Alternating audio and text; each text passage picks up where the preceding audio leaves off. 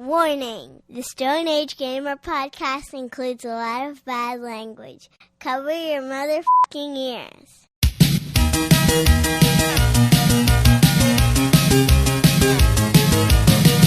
Good evening, and welcome to the Stone Age Gamer podcast. I am Kris Randazzo, and joining me tonight is... Oh wait, I didn't write this, did I? No, I got distracted with the list of the things, and oh boy. I got you. I got it. Okay. Good evening, and welcome to the Stone Age Gamer podcast. I'm Kris Randazzo, and joining me tonight is Snap, Crackle, and Pop, Dan Ryan. That's right. I know Crackle. We didn't have an HH button this week. No, we didn't have a topic for this week. So Dan came up with this ridiculous idea that we would talk about food mascots and the games that they would star in. I think that's right. So I also didn't write a script. I don't know if Evan's going to cut out that bad take I did before this or just leave it in. I hope not. So did you just hear the intro twice? Grab a bowl of cereal because the Stone Age Gamer podcast starts now.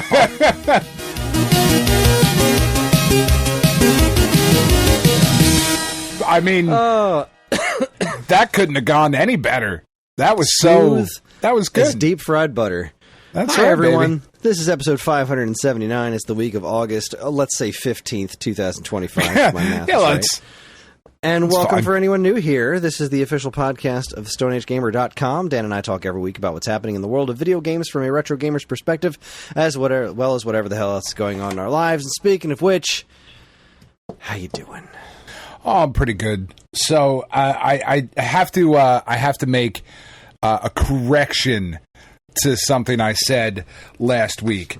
Last week I had mentioned that the Penny had a friend Cash over, and he played through and saw the end of Cuphead, yada yada, whatever. Right? Cash wanted me to correct on the show today that not only did he take down the devil, but he did it first try. And that apparently was very important to him. So, Cash, I apologize because he's over right now. They're upstairs playing the DLC, the Delicious Last Course or whatever, for Cuphead. And when he came over, he was like, so I was listening to the show. I just, you should mention that I took him down first try. It's like, all right, man, I got you. Okay. So there you go. On that topic, I do have to say that Greg texted me. As when he listened to the show, and he said, just I beat Cuphead, #humblebrag. I think I played it last year. Nice. Good for you, Greg. Well done, Greg. I'm damn proud of you. We just I went up there and they were stuck on Salt Breaker, I think. And Cash and I got through it. And when I say Cash and I do mean mostly Cash. I was there. Like, Penn was, like, nonverbal, ready to fucking murder somebody. So she handed me the controller, and I was like, sure, I'll jump into the even harder DLC without having played Cuphead seriously in years. No problem. And I think Cash carried me to, like, the second phase of it, and then he soloed the rest of the second phase and the third phase. And I was like, all right, I'm done. I've contributed. I'm going back downstairs to record a show. You played your part. Good work. I did. It's the inspiration that I bring, Kris, I think is really the big contributing factor. Well, I mean, you've certainly inspired me. For years, I've been doing it. Nonstop. Anyway, oh my God, that was so much knocking. Hi. Cranberry food and Shasta Cola. Oh, thank you. My child has brought me dinner because... Hello? That was very professional. Thank you, Roddy. You're welcome. Go away. Billy.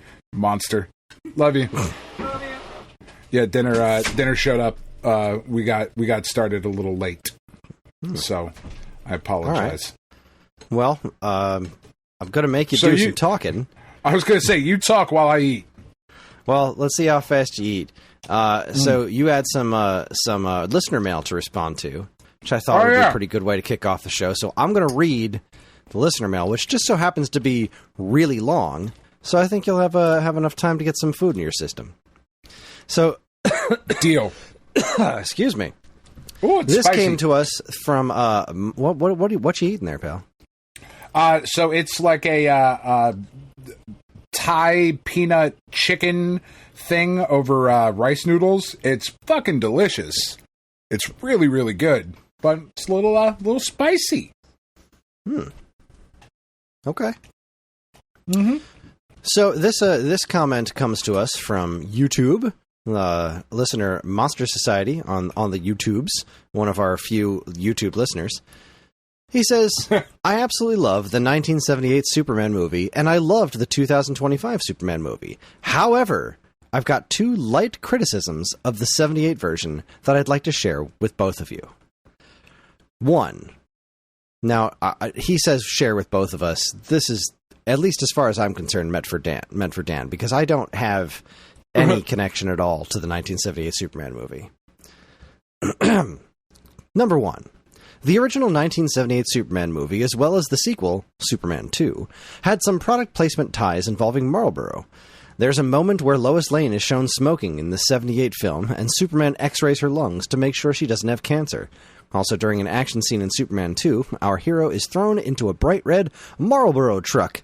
To my knowledge, those weren't actually a thing, even back then. If there were a truck that carried a buttload of cigarettes like that, they would have been robbed constantly, and for this reason, never existed. The Marlboro truck was a made-up thing for product placement. The Superman movie is still terrific, and I'm not ridiculously anti-cigarette, but it is a tiny bit cringy, for lack of a better term. Sorry, I had chicken nuggets and tater tots for dinner, and there's a lot of excess grease in my system, which is perfect for podcasting. Number two, there's this thing that older blockbusters will do that totally bugs the heck out of me, and 78 Superman, for as terrific as it is a great example. I'd really appreciate it if you'd be willing to hear me out on this. The tagline for 78 Superman was, "You'll believe a man can fly," right? Back then, audiences anticipated that Superman probably would be shown flying, but if they looked closely enough, they thought they'd see fishing wire holding him up to create the effect. However, in an epic twist, the boys behind the scenes making the special effects showing Superman flying had come up with a way to make Superman look like he was flying without the use of wires, which made the flying effect more believable. Okay, awesome, but my concerns begin during that one scene where Superman is flying Lois Lane around town. That scene, while it undoubtedly dazzled audiences back then, quite frankly goes on way too long for modern audiences. You can absolutely tell that somewhere behind the scenes, someone said, hey, we spent all this money developing this cool new tech to make it look like Superman is really flying. Any chance you can make it go on a little longer to increase the wow factor, please? And quite frankly, it shows. That scene goes on way too long. Modern audiences are so spoiled by rampant use of CGI and computer-based effects that scenes like that no longer quite dazzle audiences like they used to. If they had cut the Superman flying Lois around town scene down a little and made it 2 minutes shorter, it would still hold up a little better to modern audiences. Superman the movie is not the only film guilty of this sort of thing. There are plenty of other examples. While I don't recall which of the Star Trek movies it was, I definitely remember watching one of the Star Treks where they had a pod floating from one ship to another seamlessly, and while that must have been a cool sequence back when it first was shown in theaters, it quite frankly isn't as impressive as it used to be when I watched it years ago. Please understand, I'm not saying that Superman or Star Trek movies are objectively bad or anything. It's just that this sort of bothers me on the rare occasion I watch older special effects-driven blockbusters. Sometimes they linger on a special effect for way too long. Actually, to go off on a sort of tangent, there's a large part of why I love the original Star Wars trilogy so much. As hard as I've looked, I can't find any sequences that straight up linger on a special effect for way too dang long in the entire trilogy. Little editor's note, unless you're watching the special editions. Yeah. While Star Wars does have terrific groundbreaking special effects from start to end, they don't linger on a cool effect for way too long. Star Wars leaves its audience wanting more, and maybe that's a good thing, in a weird way. I'm not even saying that Star Wars is objectively better than Superman. That's definitely a matter of opinion and personal taste, just for the sake of comparison. I really hope this makes sense, by the way. All love and respect to every movie mentioned, I promise. Monster Society is from the year of our Lord 1994. So just to put into perspective his perspective.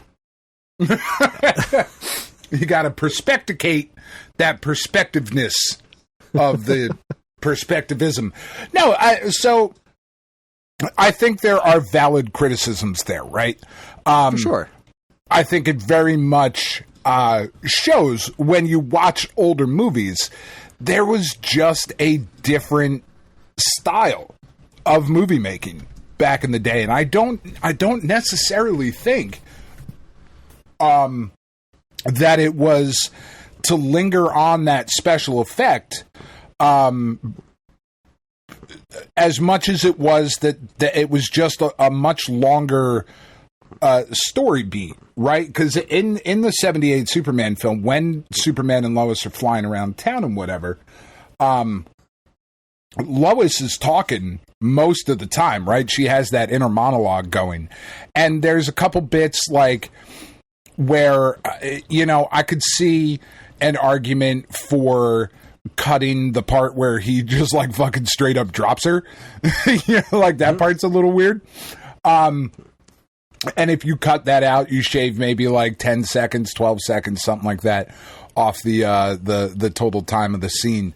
But with that scene in particular, I would argue that it really wasn't lingering on the special effect. There's a lot of dialogue in that scene. That is the part where, as ridiculous as it is, that's the scene where they're falling in love, right? Like that is where Lois is falling in love with Superman. But yeah, like that would never be done today, right? That's just not how movies are made anymore. Like as a matter of fact, like Tiff and I were talking about it last night of like with the Fantastic Four movie, I feel like they cut way too much of that movie out. It only had like an hour and 55-minute runtime. And if you take out the credits, and the credits are always included in the runtime of a film, if you take out the credits, now you're down to like an hour and 40 minutes of actual, screen movie time. I don't think there was enough. I think we cut way too much out of that one. So, I don't know. It's just, shit was different back in the day. Shit was different back in the day. That's a good point. Yeah. I mean, I guess to tie in to give my own bits about this. Yeah, I don't remember that scene super well. I don't remember that movie super well, but I do think that it was done more with a storytelling thing in mind than a let's dazzle audience with this special effect. But I will also say that good special effects are good special effects, especially practical effects.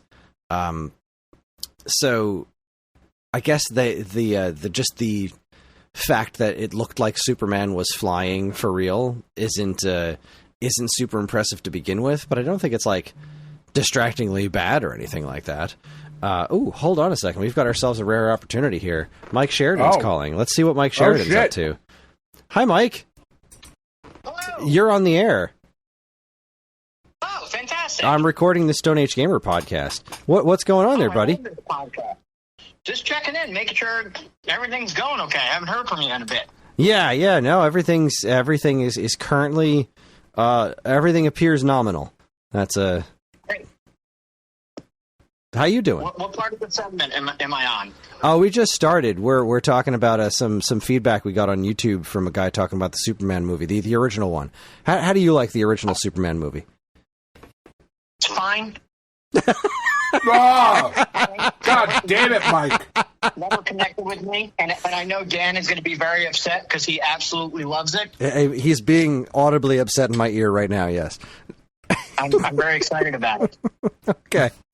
All right, well, we're going to get back to recording. It was thank you for checking in. Yeah, and have fun recording, and I can't wait to hear this in a week because I am not a Patreon subscriber. How very dare you. Because Mike's another one of those filthy pores. Have a good night, Mike.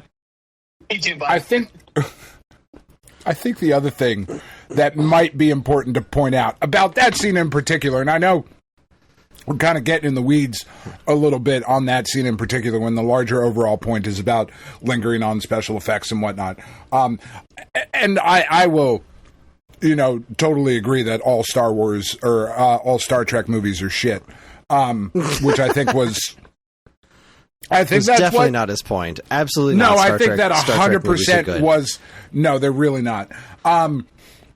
That particular scene in Superman was originally recorded, that whole like speech that Lois gives as they're flying around was originally recorded as a song that Margot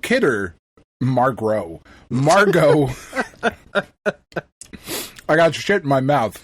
Well, Ew. Food, not actual shit. Yeah. No. The hell kind of dinner did you get? That is not what you explained before. Fucking lied to me. Margot Kidder sang that entire bit of dialogue that she just speaks in the film.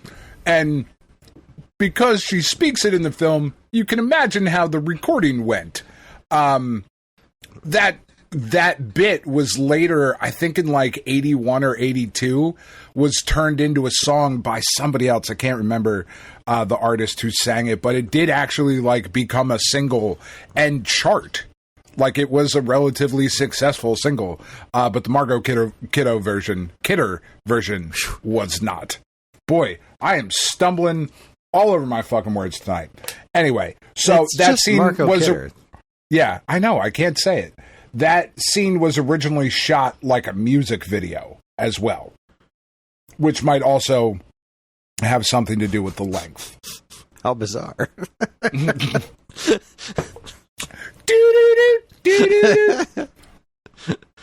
Anyway, well, thank you very much for the feedback, Monster Society. Thank you for listening, especially on YouTube, where we get so precious few listeners. I'm pretty sure. Like, so I think on Sunday I'm going to go see that Teenage Mutant Ninja Turtles back in theaters. Like next Sunday, the 17th, and I want to buy seats, but I don't want to buy them online because they always have a surcharge. Like, what the actual hell is up with surcharges for the freaking Fandango website? And we got 2 adults and 2 kids. Let's see what this comes to. The $15.99 for the adults, $13.99 for the kids. No, skip the checkout. I just want to see what the fees are. Continue to check. It's fine. I just want to see what the fees. What are the fees? An $8.76 convenience fee. Mm-hmm. Convenience fee. There's nothing convenient about that. I will go to the theater and skip the fee. Thank you, drive-through. Anyway, so we should probably talk about what we're here to talk about, which is what is it? Food mascots? Tell me your inspiration. So last week, after we got done talking about sexy Zexies, right? Mm-hmm. You decided that for the letter Y, we would be talking about Yonoid. And it got me thinking, right, about different mascot characters, different mascot character games that there have been throughout the years, right? There was the Endless Runner Pepsi Man game. There's very famously Cool Spot, which is probably the best out of all of them. I think there was like Chester Cheetah. Plenty of Chester Cheetah games, yeah. Yeah. I had a couple. So I started thinking, what other mascots might deserve a video game? What might those video games look like? What type of story? What type of gameplay? Who might make those video games? And I was like, well, it's a good idea for a show topic. And then I totally forgot about it until yesterday, because we had something else that I had suggested. And then I was like, oh, shit, yeah, this one. So that's what we're going to do. Now, it didn't necessarily have to be food mascots. Those are just certainly, I think, the easiest, right? Because they're way more common to have food mascots than there are other mascots. And I actually only have, technically, no, mine are all food mascots. Yeah. Mine too. I came up with 5. Okay. I've got 5 1, games 2, for food 3, mascots. 4, 5, 6. I have 7. Wow. Yeah. Wow. So anyway. All right. Well, so I didn't. Sorry, I forgot about the developer part. Eating. So I didn't come up with the developers, but I'll see if I can pull that out of my ass while we're talking. But you should probably go first because you have 7. So if we take turns and you go first and last, then we can take turns all the way through. That's usually how it goes. So the first one, I was trying to come up with a clever title, and I don't have a title for this one, which makes me sad. But one of I think the best multiplayer experiences that there has ever been was the Splinter Cell Spies versus Mercs online mode. Right? Are you familiar? I am familiar with it. I've never played it, but I know people loved it. Super fucking fun, super creative, really interesting. The different tactical things that you could do if you were a spy versus if you were a merc. All of that stuff. It was really, really cool mode. So what I thought might be fun would be to take that mode, that idea, that spies versus mercs, and turn it into a McDonald's themed game where the Hamburglar is trying to break in and steal the hamburgers, obviously, from the McDonald's Corporation, and the Ronald and his team have to prevent the spies from, or the mercs, I don't know, whichever side, it doesn't fucking matter, from breaking in and stealing the hamburgers. And I just thought it would be really fun to have like this super serious mode with like the Hamburglar dropping smoke grenades and shit, and like coordinating with a team. Maybe it's the Fry Kids. I don't know the other bad guys there, but trying to break into fucking corporate headquarters and steal a bunch of hamburgers. And I didn't want to let Ubisoft make it because they're a bunch of twats. So I figured it would be really nice to have Bend Studios make it, since they had made these Siphon Filter previously. And I thought that would be really fun. That is an interesting idea. I don't have a cute title for it. Oh, okay. I don't know that I came up with titles for some of them, but I wasn't able to come up with titles for all of them.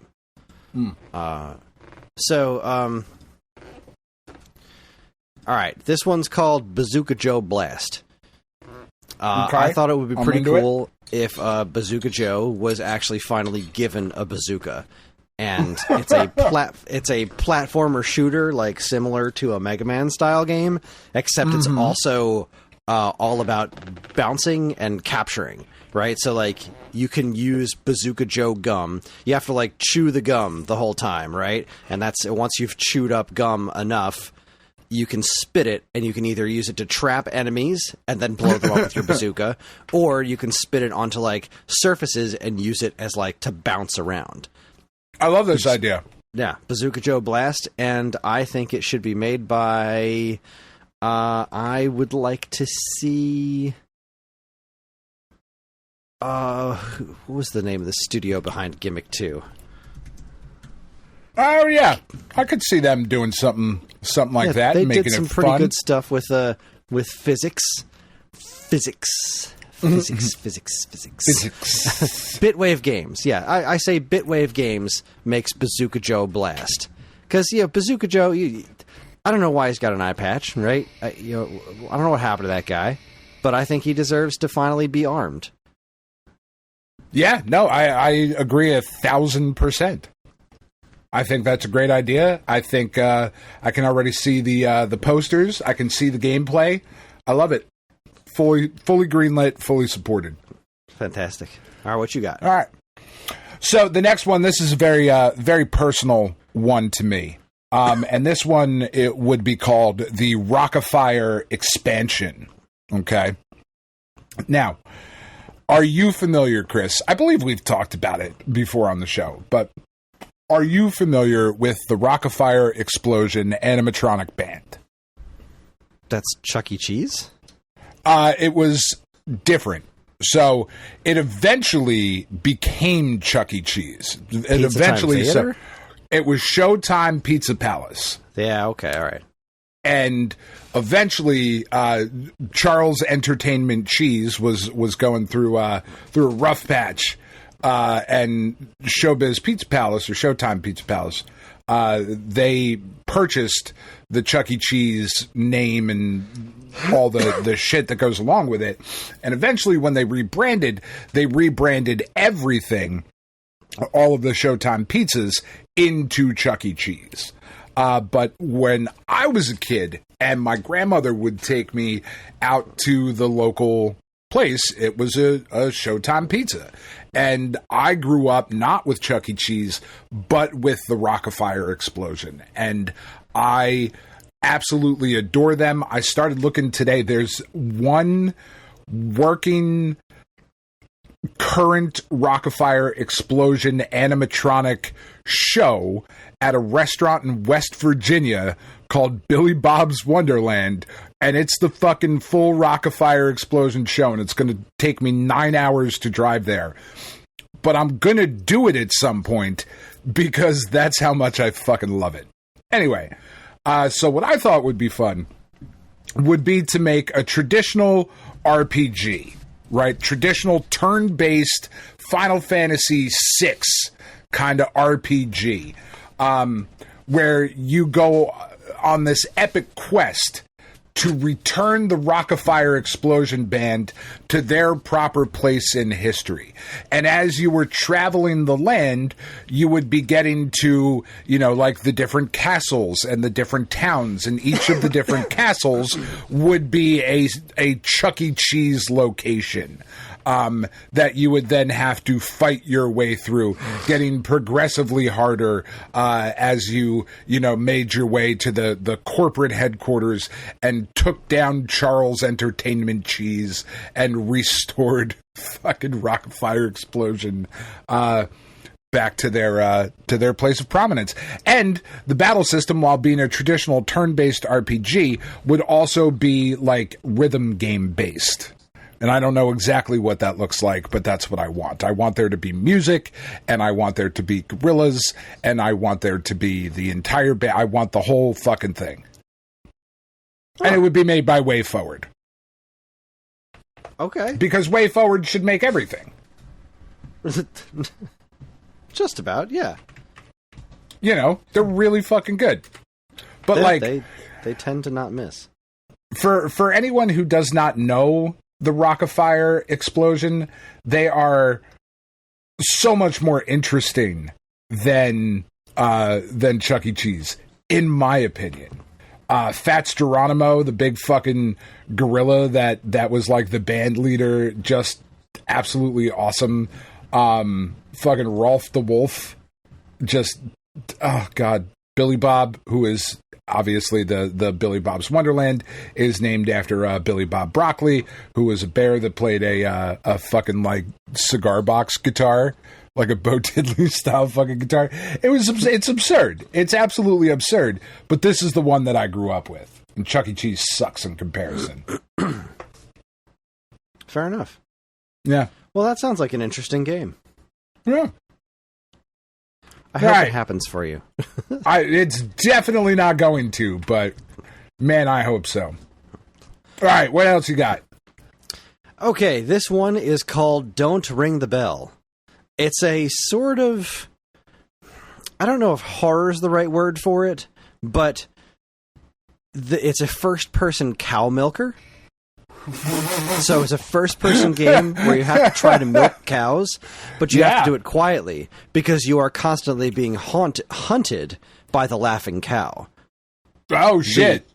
Because the baby bells, yeah. Get it? Don't ring the bell. So you have to milk these cows without alerting the laughing cow to your presence, and it's like kind of a horror thing because it's dark and spooky, and you always hear the laughing cow laughing, coming to get you, to prevent you from stealing the milk from the cows. And if the laughing cow finds you, So the laughing cow is kind of a terrifying looking cow when you really think about it. Yeah, it really is. Like, this cow is off the deep end. There is not a shred of sanity. Like, if you look at those eyes, that's hysterical laughter. That is a cow that is wearing 2 earrings made of cheese with his own face on it. His or her. I assume her. And she's got horns. So, like, she could definitely destroy you. And that's the game. Don't ring the bell. Because if you ring the bell, the laughing cow will come and murder you with laughter and gouging you with its horns. This should be developed by Valve. Yeah. Yeah. No, 100%. They'll make it real meta and interesting and weird. Absolutely. Yes. So that was kind of the hard part, right? When I was trying to think of these different games, right? Is how do I not make them horror games? Because that's like the easy trope, right? Like, Winnie the Pooh's public domain, Mickey Mouse, or Steamboat Willie, it's public domain. I don't know, make them fucking scary and gross. Like, that's just kind of the easy way out. Nope, cell shaded.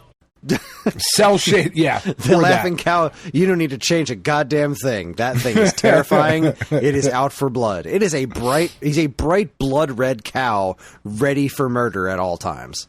Yes, I agree. I would play that game. I would play that. So the next one that I have, again, is calling back to my childhood. And I say childhood, I mean, it's also part of the kids' childhood. There's a standalone location that we stopped at last week after we did a cat adoption.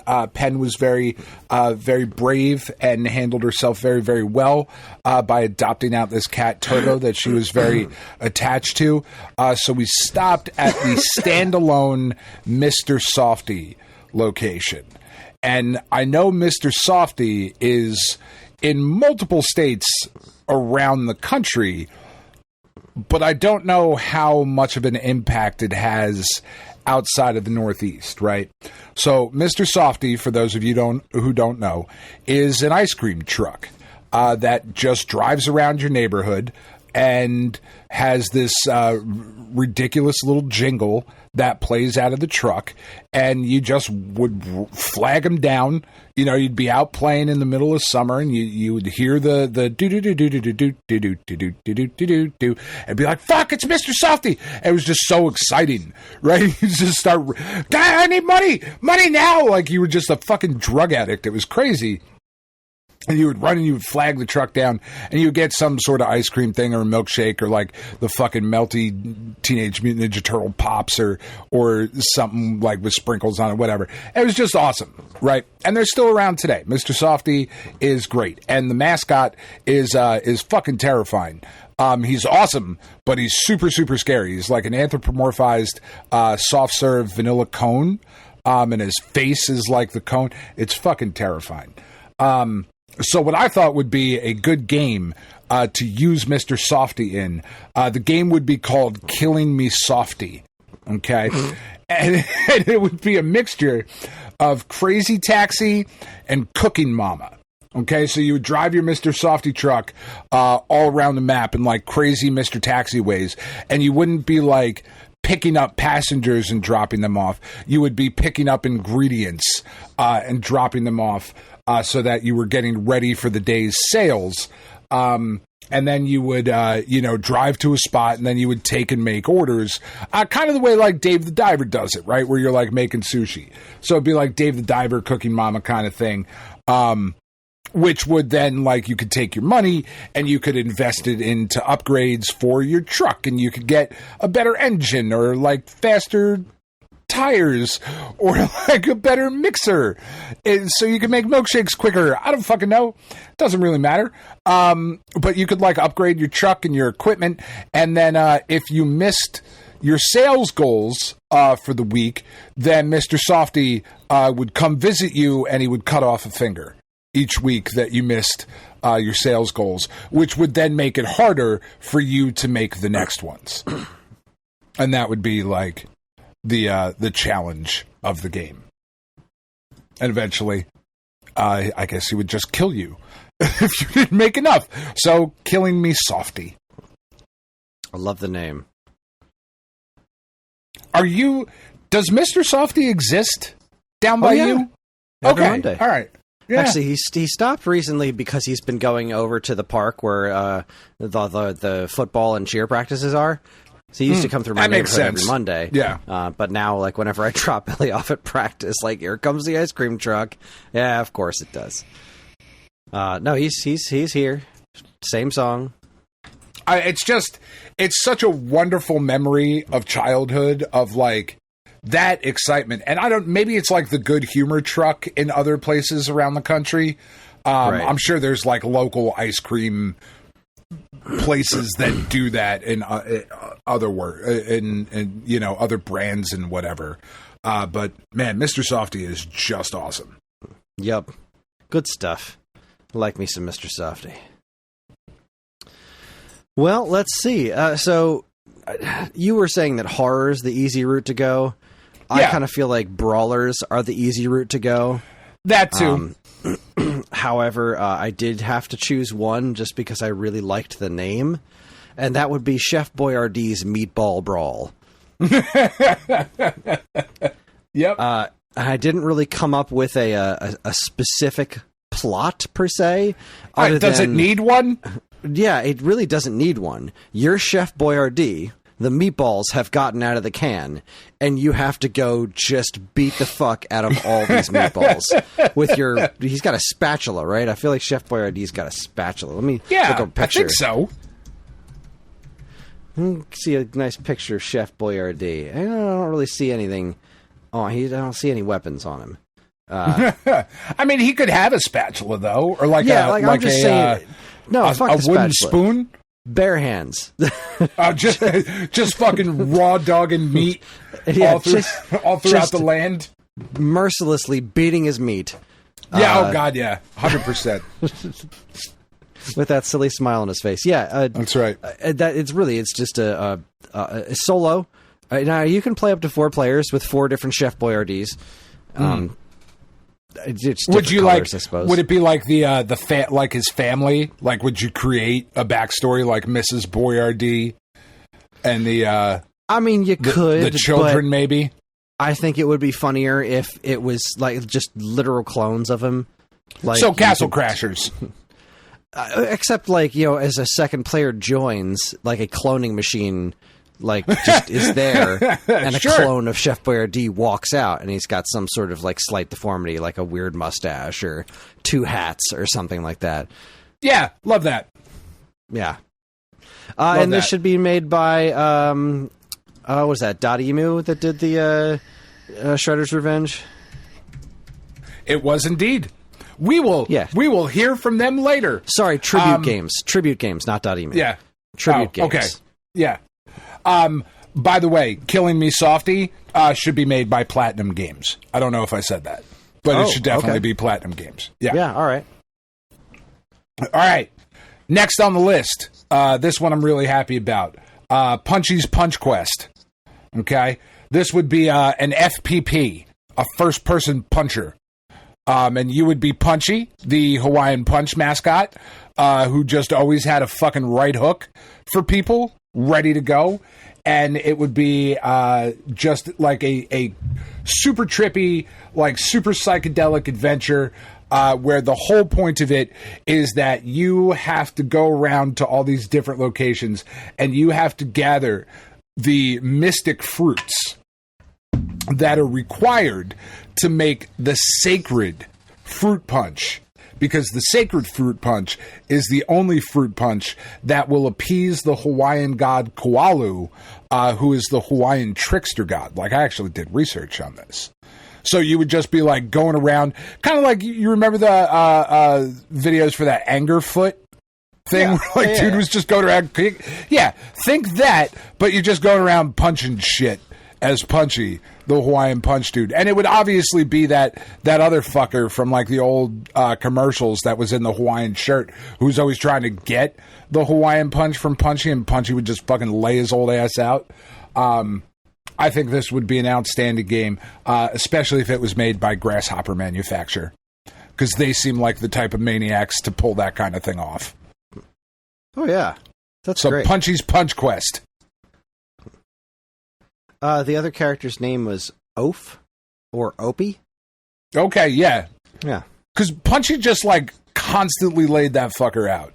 Yeah. He'd be like, oh, can I have some Hawaiian Punch? And he'd be like, yeah, sure. And he'd just fucking right hook him. It was crazy. I'm genuinely surprised you didn't just go with Mike Tyson's Hawaiian Punch-Out. I mean, that seemed a bit on the nose, but I do like it. I do really like it. No, that sounds like a blast. All right, what else you got? All right, my next one is Lucky the Leprechaun's Revenge. This is a 2D platformer, right? But hear me out. This is a 2D platformer where you have to beat the shit out of the kids for stealing your Lucky Charms. So first you got to track them down with your leprechaun magic. You can like ride rainbows and all kinds of stuff like that. For sure. And then you can get different... It plays kind of like a Castlevania where you get like the different Lucky Charms or different sub-weapons. And you have to track down the kids who are running away from you. They're scared because they should be. They know what they've done. And you have to just beat the crap out of them to get all of your actual Lucky Charms back. And when you get them, they work like the sub-weapons in Castlevania. Yeah, I love that. And, this one should be done by, whatever Igarashi's... No, not that team. The Bloodstained, the retro Bloodstained team. Ah, yes. I don't know what the name of that team is, but yes. Is done by Inti Creates. There it is. Yeah, Inti Creates. Yes, there you go. 100%. That's the plan from our great leader. So, my Lucky Charms theme thing, Tiff helped come up with this one, is a little bit different. It would be called Magically Suspicious, okay? And it would be I thought that was pretty good. I was pretty proud of that. It would be a 3D platformer, and the goal... So, here's a little bit of Lucky Charms trivia for you, Chris. I don't know how up you are on your Lucky Charms lore. But back in the 70s, General Mills replaced Lucky the Leprechaun, okay? But they only did it in the New England area, okay? So the rest of the country had Lucky the Leprechaun. And for a couple of years in the New England area, Lucky Charms, the mascot, was changed to Waldo the Wizard. Waldo the Wizard is like he's got like a green cloak on. He's wearing like fucking Chuck Taylors, and he's got a big floppy like wizard hat on. Okay, and he's like kind of like a forgetful, kind of doofy wizard, right?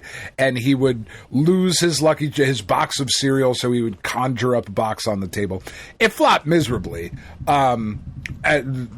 which is why nobody fucking knows who Waldo the Wizard is now. So the idea here would be that Waldo, seeking revenge, has stolen the mother mushroom. Or the mother marshmallow of each of the shapes. Okay, and Lucky then has to go on a journey in a 3D platformer type way to get all of his shapes back so he can return to making Lucky Charms.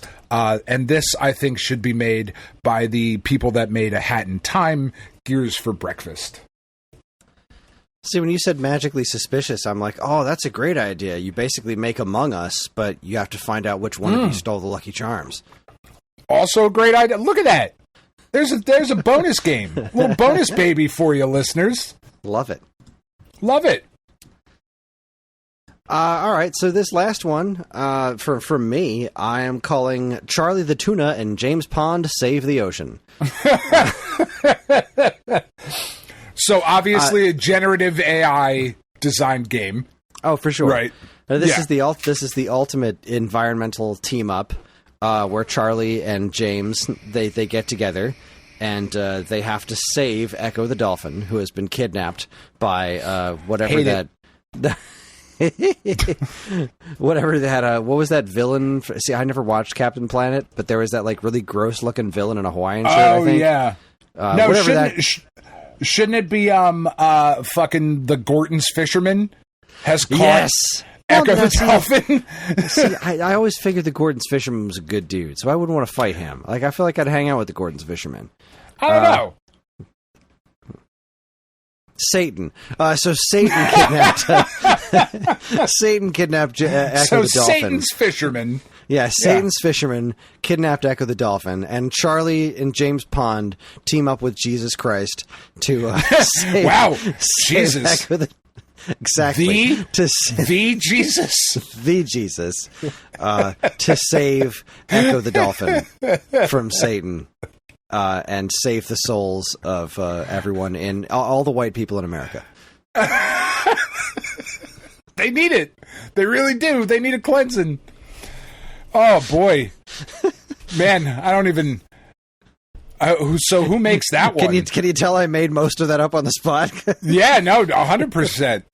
I'm just who makes that game. I feel like Wisdom Tree. Like no, I was going to say I feel like that should be Kojima. That feels like a Kojima joint. That's like either Kojima or id Software, one or the other. Good God. Yeah, no, that's, minus the Echo the Dolphin bit, I'm super into it. I love that. The original notion before the Echo the Dolphin thing popped into my head, because I was just saying that for you. It was really just supposed to be like very similar to James Pond. The you and Charlie Tuna, like basically it's like a tag team kind of thing where they both have unique abilities, and like James Pond does his James Pondy stuff, and Charlie the Tuna like talks his way out of stuff. Almost like a point and click adventure, kind of like Monkey Island. With ridiculous writing, because like really Charlie the Tuna and James Pond are I just want to see the two of them next to each other. That's just hilarious. And you have to save the oceans from toxic chemicals. And Charlie Tuna should be voiced by the hip hop artist Charlie Tuna. Sure. Who's got a great voice. I love it. Like, he's awesome. Yeah. Listen, Dilated Peoples. It's great. I'm in. All right. Well, I've got two left. So second to last, we have Silly Rabbit. So this is similar to your idea for your Lucky Charms game, except this would be a first-person shooter. And the Tricks Rabbit, who, after all this time, has just finally gotten fed up with the kids never giving him any cereal, and always being like, "You're a fucking rabbit, eat carrots, you asshole," which I think is like the subtext of the commercials. If not said directly in a couple of them. Tricks. Kind of surprised you didn't name the game Eat Carrots, you asshole. I mean, I wanted to sell. So the Tricks Rabbit, maybe it sells more if you name it Eat Carrots, asshole. That's what I'm saying. Although people might think that's a very different game. And that's like a whole, like, you know, I know we're trying to remove most of the sex games from the various eShops because, you know, apparently we're pure tech. Anyway, so the Tricks Rabbit, he's fed up. He's had it up to fucking here. So he fashions himself a carrot cannon with all the carrots that he's supposed to be eating. And he just goes around fucking shooting children with carrots to get back all of his cereal. And this should obviously be made by Edmund McMillan, who made Binding of Isaac. It's 100% where that should be. Yeah. Yeah, absolutely. And then the last one that I had is a beat 'em up.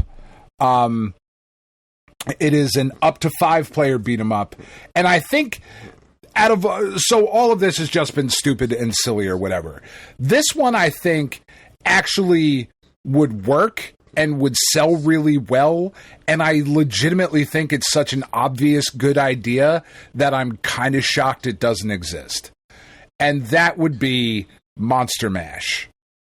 And you just take the Monster cereal mascots and you put them in a beat 'em up, and you put whatever fucking story you need to have to get fucking Count Chocula, Fruit Brute, Yummy Mummy, Boo Berry, and Frankenberry, because fuck Carmella Creeper, that shit was gross.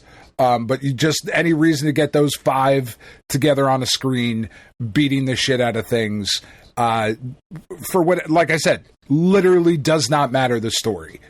And you have that done by Tribute Games, and all the money. All the money. I just thought of the greatest idea in the world. What's that?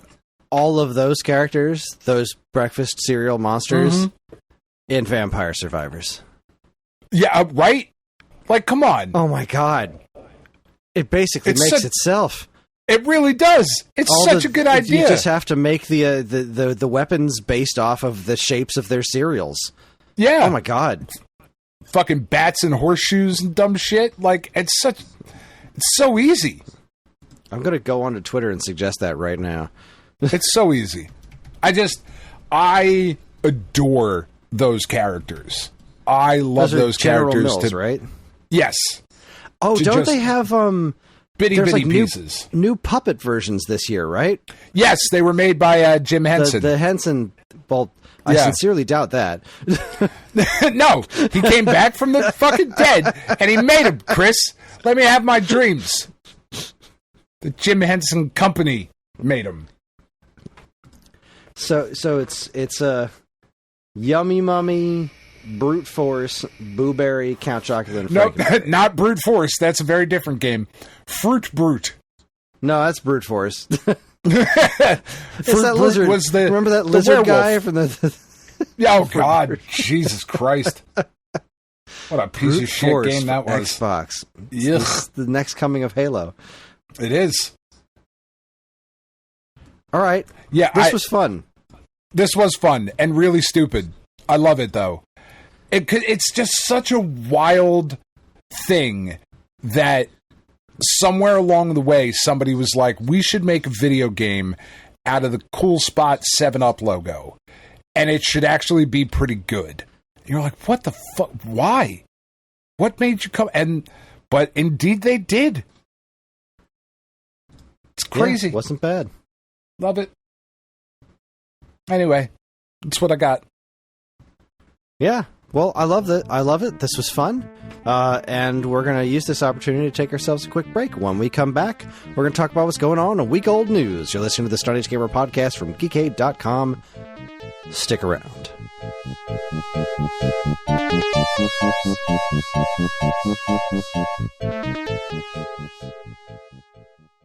And now here's a quick look at what's new from us and our partners at Geekade.com.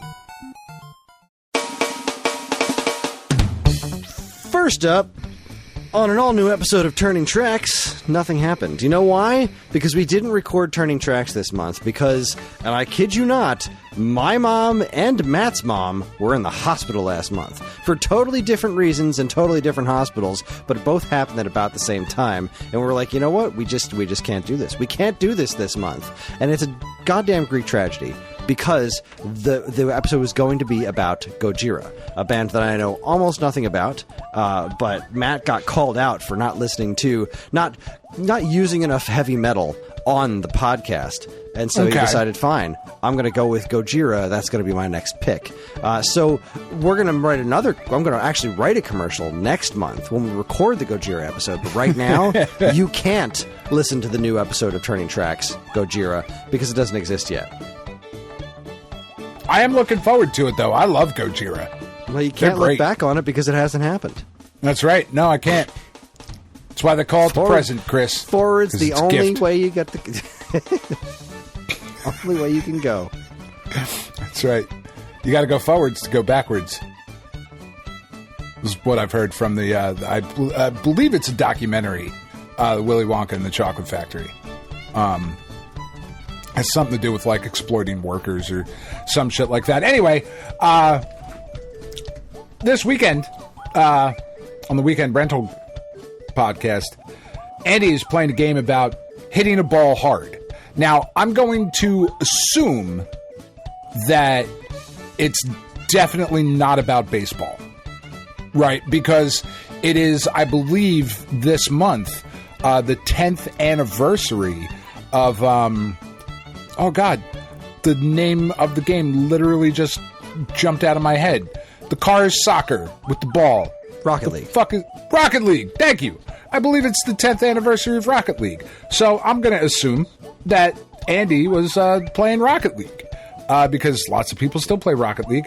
And I would imagine that driving a car and hitting a ball would qualify as hitting the ball hard.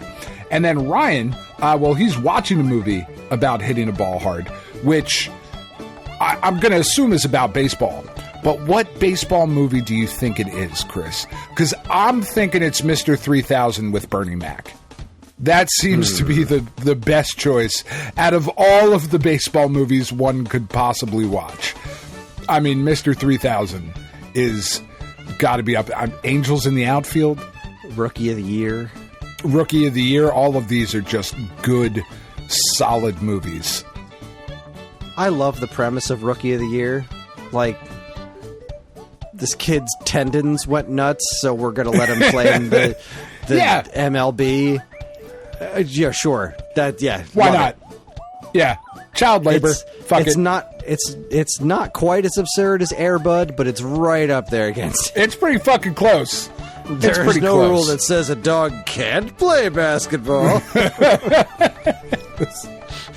We didn't think we had to write that one down, though, guys. That's why it's not written down, obviously. So anyway, maybe he's watching Air Bud. I don't know. But finally, wasn't there a baseball Air Bud? Probably. There was totally a baseball Air Bud. I don't know. But finally, the gamers do take a nice balloon ride into the lightning. So yeah, check out the Weekend like Rental they die. podcast. Yeah, it really does. Episode? I'm not really like. And then the episode is called "The Gamers Are Monkeying Around." So I'm going to assume they're talking about Donkey Kong Bonanza, which we got to talk about later. Oh, we will. You fuckers lied to me. How dare you? By request. Finally. Yeah. Anyway, no, sorry. Let me do it for real, though. Okay, Listen to the Weekend Rental podcast because they're good, solid lads, and they deserve your love. Oh, okay. There you go. I believe you. I believed you. Like when you said that, it got to me. Did it? No. Right in the ass. So let's. I can't even. It's just. Finally. on an all new episode of the Waveback Music Podcast. Hopefully that sounds pretty decent. We talked about the Teenage Mutant Ninja Turtles, the original NES Teenage Mutant Ninja Turtles, and really the entire episode was just us listening to that map screen music over and over again for like an hour.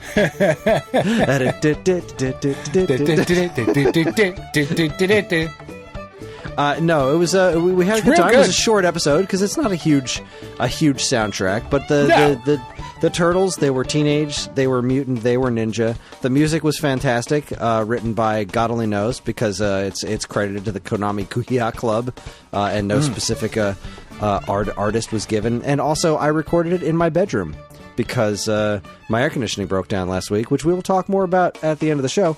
And the only room in the house that was even semi-tolerable was the bedroom because that's where the wall unit was. So I recorded in there, and hopefully it sounded okay. All right, but yeah, that's it for all this and for all more this from us and our and partners. More from our partners. There it is. Make sure to keep your cocks peeled at fucking geekade.com. Woo! That's what you say, right? Nailed it. Make sure for all this and more from us and our partners, make sure to keep your cocks docked at geekade.com. There you go. Nailed it. Hundo P.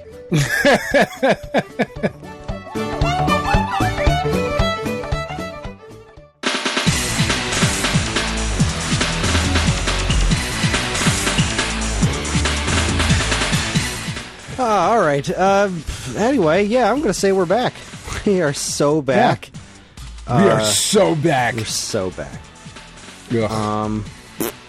I fucking hate that phrase, by the way. Yeah, we are so back. Like, it's just everywhere. After every little thing happens. Like, oh, there's a Nintendo Direct coming up. Oh, we are so back. So back. Are we? Where did we go? Assholes, shut up. Anyway, sorry. No, I'm right there with you. No need to apologize. It's so dumb. That and cinema, those are my least two favorite things right now. But anyway, I digress.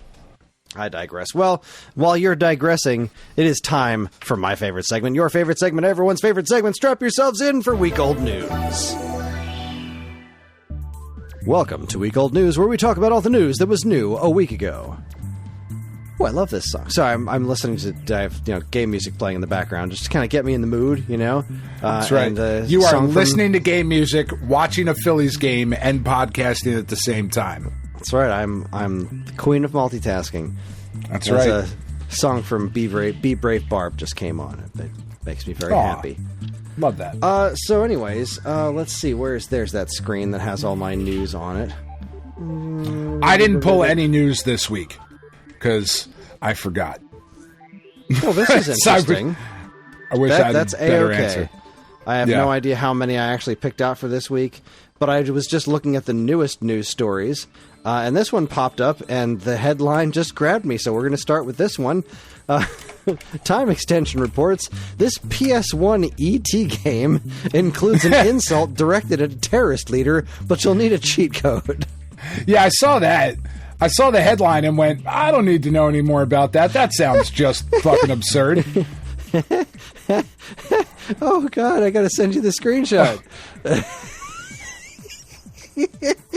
I'm going to... This is amazing, and I'm so sad that I've never seen it before.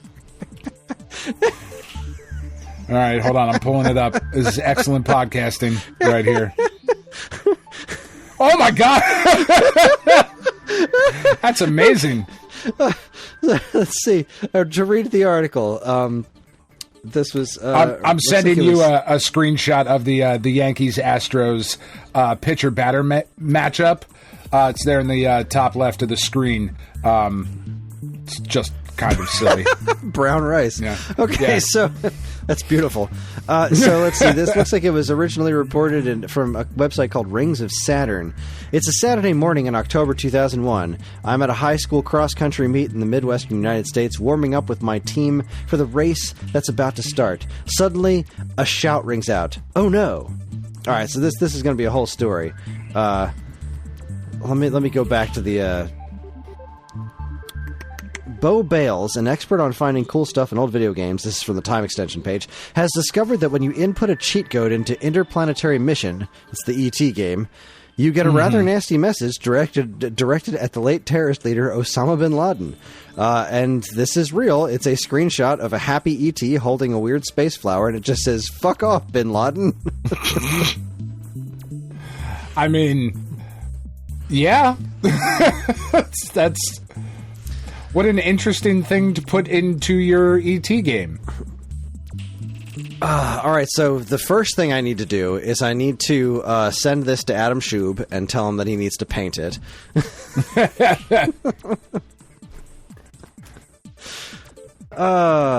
Please hold while I do that.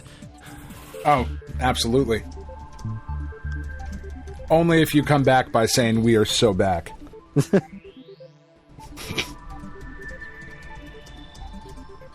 Oh, Aaron Judge struck out. The Astros are winning 2-0. See, I told you, I'm turning this shit off again. Why did I even fucking put it on? Yankees I don't know, but we are so back. Oh, good. Thank God. I was wondering. So that was a wonderful way to kick off Week Old News. All right, let's see. Where were we? This is all last week's stuff. Oh, no, this isn't all last week's. All right, so we talked about the Spirit Halloween game, right? Was that last week? Maybe? I don't know. I don't think so. Sounds familiar. Pilotwings music. Anyway, there's a Spirit Halloween NES game happening. That's fun. I Love that. I think it's a reskin of another one. Hold on, Adam's messaging me back. Is it based off the movie? Wasn't what, there a E.T.? Spirit Halloween movie? Oh. No, yeah. No, obviously that was very clear in the E.T. movie. I don't know if you've seen it in a while, but they definitely that was in the director's cut. I remember that scene. Yeah, you remember that scene, right? Where the cops are chasing the kids with walkie-talkies and E.T.'s walking around going, "Fuck off, bin Laden!" Like, I remember that as he's popping fucking Reese's Pieces. Like, fucking... Oh boy! Sorry, I just want to send Adam the link to the article. He just asked what game, and he said, "Holy shit, what is that from?" Anyways, from the classic, the all-time classic that we all know and love. Yep. YouTube celebrates 1 trillion views for Roblox community. Yeah, I'm not reading about that. Anyway, where was I? We're talking about. Spirit Halloween collabs with Retrotainment Games for Halloween 86 Spirit Edition, set for Switch and a physical NES release. I could swear we talked about this. Or maybe I talked about it with somebody. But this Go Nintendo is reporting this. Retrotainment Games released Haunted Halloween 86 on the Switch all the way back in 2019. They also put the game out on an actual NES cartridge. If you've been holding out picking up the game for Switch or NES, you might have made a very smart move, as even more exclusive edition is on the way soon. You'll be able to buy the Spirit Halloween edition at Spirit Halloween. So you'll be able to walk into a Spirit Halloween and buy a brand new NES game this year. What a time to be alive. I mean, what's the price I'm looking at, though? Because that sounds like something I want to do. Can you put a price on I mean, you that? Can. Yes. 100%. But should you? Yes. I don't know what the price is because I accidentally closed the goddamn window. Son of a bitch. $9.99? I mean, like, that seems like what I might pay. I'm sure it's going to be way more than that. This is available to purchase online right now via the Spirit Halloween website. So let's see. Okay. $59.99. Fuck your mother. That's just kind of what stupid amount of money for that. That's just kind of what homebrew NES games go for. I mean, they definitely shouldn't. Well, it's not like it's not like you produce a lot of NES games. It's not like you can mass produce an NES cartridge now to make enough to make it cheap. Like, it's just not something you can do. I got a 3D printer. I don't, but I want one. I want a 3D printer. You want to 3D print all those NES cartridges? First off, that would take years, and second off, that wouldn't be a whole lot less expensive. Probably not, no. Yeah. It's just kind of the nature of the beast. They're very, much just collectible things. I think NES Repro stuff tends to go for... I was actually just dealing with a ton of... I'm organizing our new and repro games on the site, and I just organized a bunch of the NES games. Yeah, we like the stuff we get from Pico Interactive is usually hovering around like the $50 to $60 range. Yeah. Sometimes, like the big stuff that Retrobit does, they'll do like a much larger run of them. Those can go as low as like $30 sometimes. But yeah, you're looking at $50 to $60 for a brand new NES cartridge, especially ones that come with boxes and manuals. That's just sure. That's the world we live in. Yeah, I mean, I suppose it's not a crazy price for it, but I mean, now if you're like spending that for big ask. The ROM on an eShop, that's a horse of a different color. But to get the physical thing, sure. Yeah. You got to really want it for that price. I'm not saying that it's like a great value per se, but if you're into these kinds of things, it is what it is. Yeah. All right. Nintendo Life reports Pilotwings, Super NES, N64, and 3DS albums soar on a Nintendo Music and new update. Look, I know this isn't a super exciting story for most people, but it made me so happy because I love Pilotwings music. And I love they just dropped all 3 of them and acknowledged all 3 of them. Like, Pilotwings 64 didn't show up on Virtual Console ever. It just showed up like a year or 2 ago on Nintendo Switch Online, which is the first time that game's ever been re-released. Pilotwings Super NES gets re-released all the time, which has my favorite soundtrack of all 3 of them. But also, like, this is acknowledgement of Pilotwings Resort for 3DS, which has a wonderful soundtrack and was, with the exception of it being a game all about Mii's, which wasn't great looking. It's not what you want.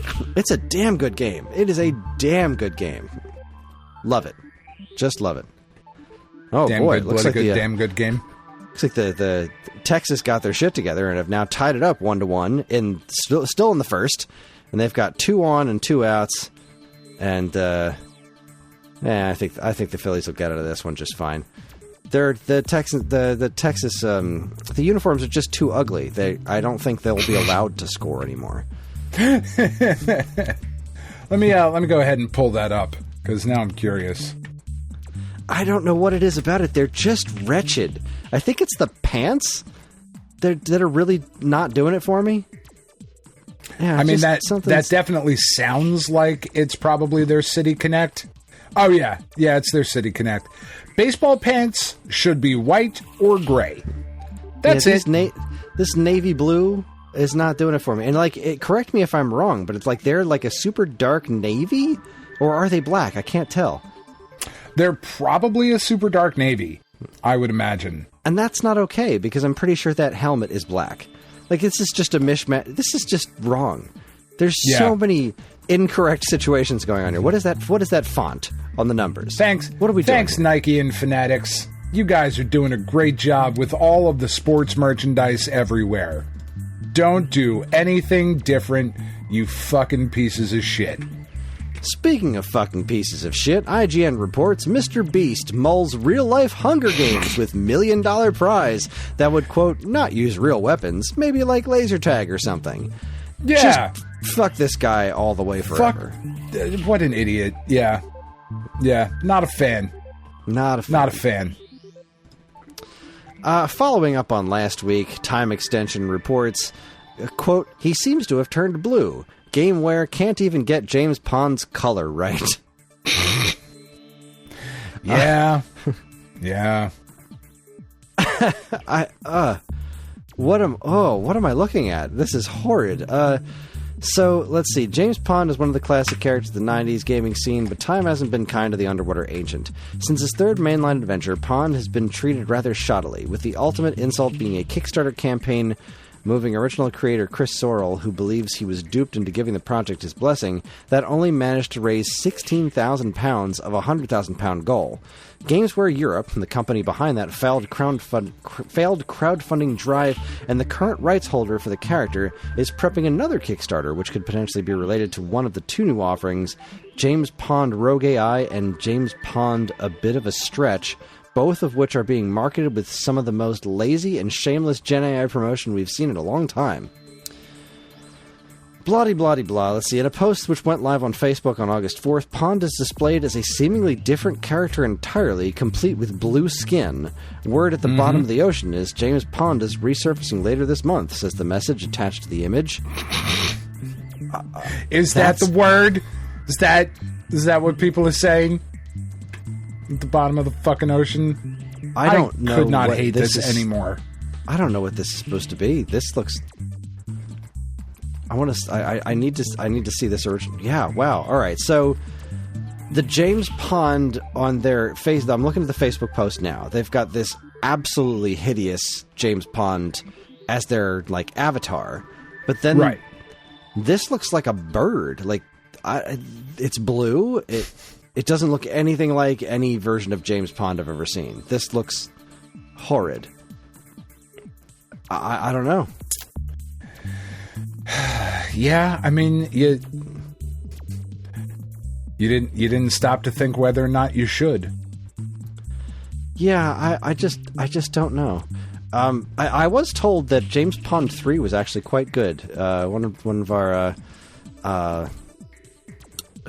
listeners.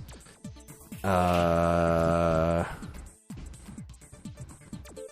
don't know that I want to say his actual name, so I'm going to say NTRSKT on Discord.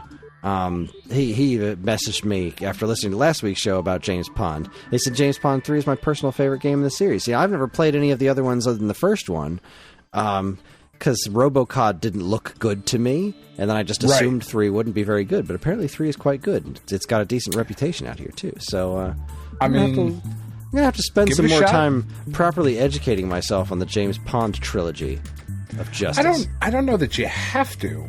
Oh, I do. You could. Well, I'll tell you what I can't do, because I'm not nearly talented enough, is what this fella did. GoNintendo.com reports fan turns Zelda 2 instruction booklet artwork into an animated commercial. And this happened a few months ago with the original Legend of Zelda, and now somebody did the Zelda 2 artwork. And it's just... It's just amazing. Just look it up on YouTube. It's beautiful. This would have made such an amazing commercial. I just love seeing this stuff animated. It's just beautiful. Wondrous. It's very, very cool artwork. I like it quite a bit. Anyways, so that's super awesome, and you should take a look at it because it's wonderful, and I love that the internet is doing things like that because the internet is a horrible place, except when it's not. Filled with horrible people. Horrible people. Yeah, sorry, I found another tagline for that Mr. Beast thing. Kotaku's headline was, Mr. Beast wants to recreate the Hunger Games in real life. Quote, I think that would crush.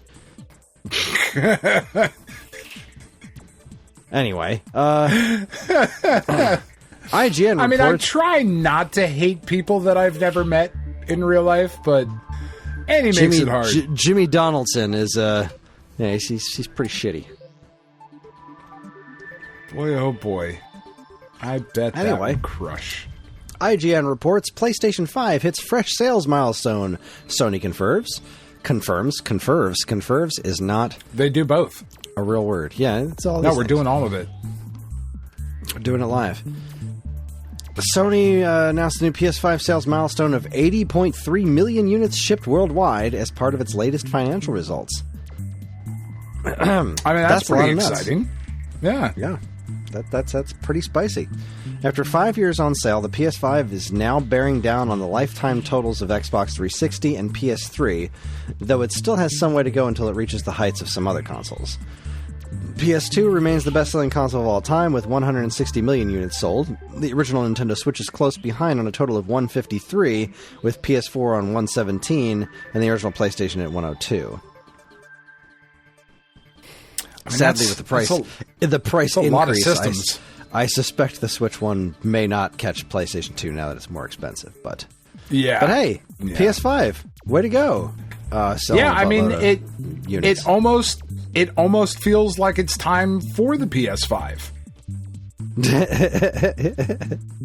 Like I feel like after playing through some more of Death Stranding, of like, all right, so like, okay. This is about what a PS5 game should be now. So like now we're ready. So cool. 5 years in, we've gotten one of the first games to really feel like a next gen game, which is crazy. Love it. Let's see. This just made me so happy. Go Nintendo reports Capcom Fighting Collection 2, quote, title update releases. This is a free download that, prepare to take this fight to the max with a free title update for Capcom Fighting Collection 2 today. Enjoy new quality of life upgrades, brand new artwork, remix tracks from Cap Jams, and additional content for Street Fighter Alpha 3 Upper, including Maki, Yun, Eagle, and Ingrid. They basically made the non-existent arcade version of Street Fighter Alpha 3 Upper. Like, yeah, they like Street Fighter Alpha 3 Max, basically, like the PSP one. So they introduced, what was it, Maki, Yun, and Eagle in the Street Fighter Alpha 3, the impossibly good Street Fighter Alpha 3 port for Game Boy Advance, and then they threw Ingrid in the PSP one of Street Fighter Alpha 3 Max, and that's been like the most feature-complete version of the game. Right, but now we have this. Now we have a full version that you can properly play on your television, and it's the game that comes with both Power Stone games. Like, yeah, that's awesome. I don't have this up soon. I have to pick it up. Yeah, I don't have it, but I have to pick it up. Especially now. It's just beautiful. I need to have it. Because I've always wanted that. I've always wanted that version of Alpha 3. Like, I don't even particularly love those characters. I mean, Yun's awesome. And Maki's really cool. I'm terrible with Maki. And Eagle is just fascinating to me because it's a Street Fighter 1 character, and you just don't see those being which revived is always cool. Often. There it is. And Ingrid, I never really understood. She's from that Capcom Fighting Evolution game. I don't really get the draw there, but whatever. It's just neat. It's the most complete version of Street Fighter Alpha 3, a game that I adore with all of my heart and soul. Yeah. Let's see here. We need to go over the Indie Direct. So we'll just let's get these two little things out of the way. Nintendo announces My Mario product line for children, Hello Mario app for mobile and Switch. This comes from Go Nintendo. Nintendo has unveiled the My Mario, a new series of Mario-themed products designed for young children and their parents to enjoy together. This line of products will debut in Japan on August 26th at Nintendo Tokyo, Nintendo Osaka, Nintendo Kyoto, with select items scheduled for international release starting in 2026. The launch lineup includes a wood block set featuring characters like Mario and Luigi, which can also function as amiibo for compatible games.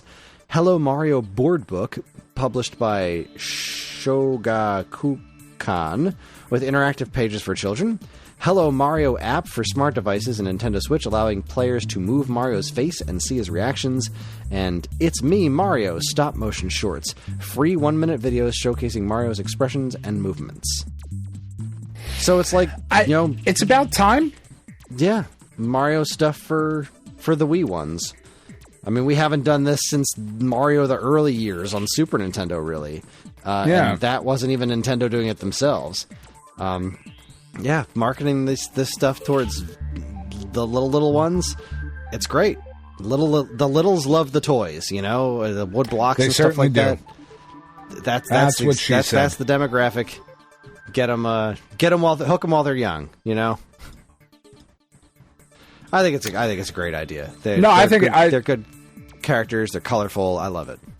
Yeah, no, I think it makes a ton of sense. It makes me really angry when you look at the other Nintendo news this week. That just pisses me off. But which one's the other Nintendo news this week? The pulling their games from Good Games Done Quick or whatever. Oh, I forgot all about that one. Yeah. What was the reason behind that? Did they give any reason for that? Nintendo being Nintendo?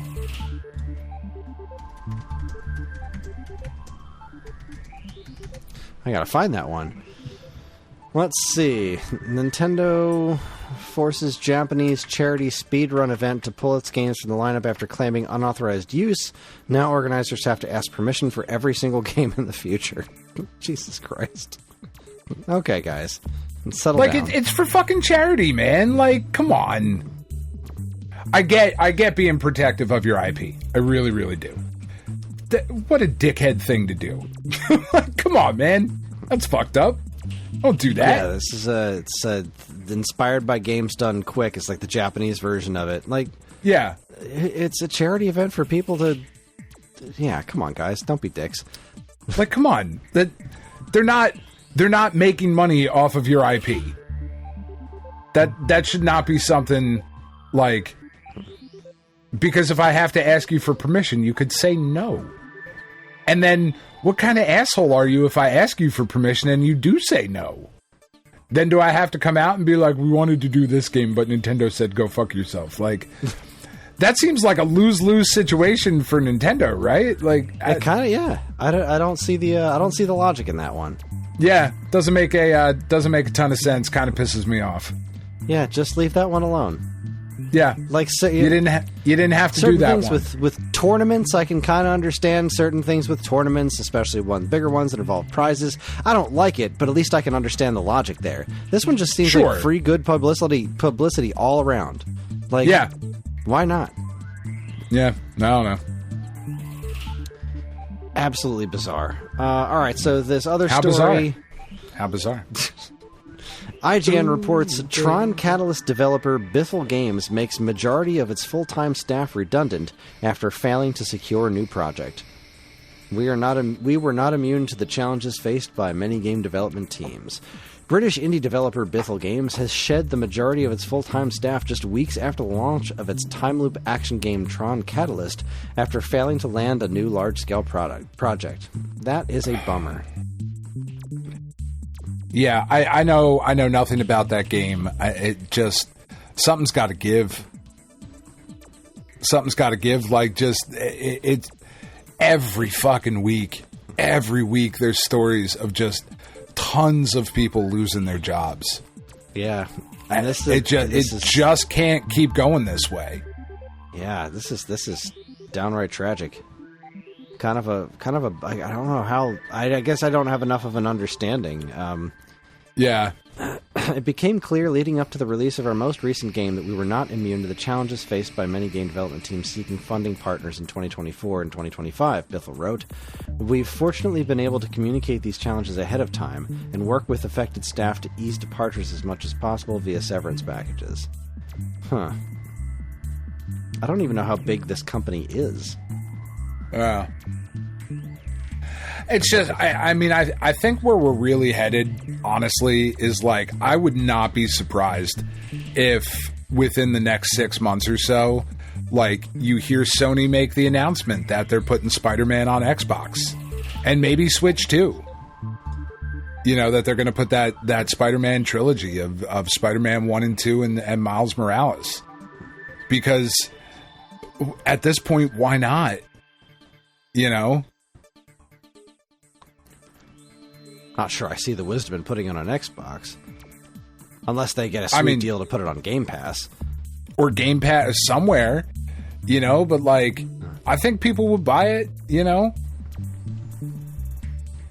Those games are so damn good, and I really think, like, and it kind of makes me happy that we're going away from, I think anyway, like, from the era of console exclusivity. And I'm not saying, like, no exclusivity whatsoever, because then, like, there's no reason to develop or buy for a console, like, oh, yada, yada, yada, whatever. You know, keep it exclusive for a year, keep it for 2 years, whatever the fuck. Like, it doesn't really matter. You know, but eventually I really do think we are just looking at the, you know, reading the tea leaves, as it were, with the exorbitant cost of game development. By limiting yourself to one system, you know, you are just cutting off huge potential revenue streams that these companies not only need to make their shareholders happy, but, you know, and again, fuck the shareholders, but just to keep the studios open. I don't know. It's a weird time. It's a weird time to be in. It is indeed.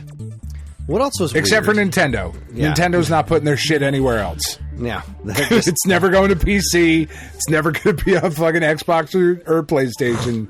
It will only be on Nintendo platforms. They're doing just fine keeping it old school. Apparently. Fucking weirdos. Yeah. Any hoosers. Last but not least, let's talk about, we had a surprise Indie World showcase this week. We did. One week after the let's say less than stellar partner showcase, we get an Indie World showcase. And I have to say, I was much happier with this one. This one made me real happy. Not like doing cartwheels out the front door, but this was nice. Yeah, this one kind of fell flat for me personally, just because I spent so much time with the not E3 stuff, and so much of this I had seen already. Like, not a lot of this was new for me, but it is nice to see that it's, you know, getting confirmed releases for, you know, home consoles and whatnot. But I don't think there was more than like one or two things where I wasn't like, yeah, I know that. God damn it. So, we started off with a release date for Mina the Hollower, which is the new game from Yacht Club Games, the Shovel Knight people.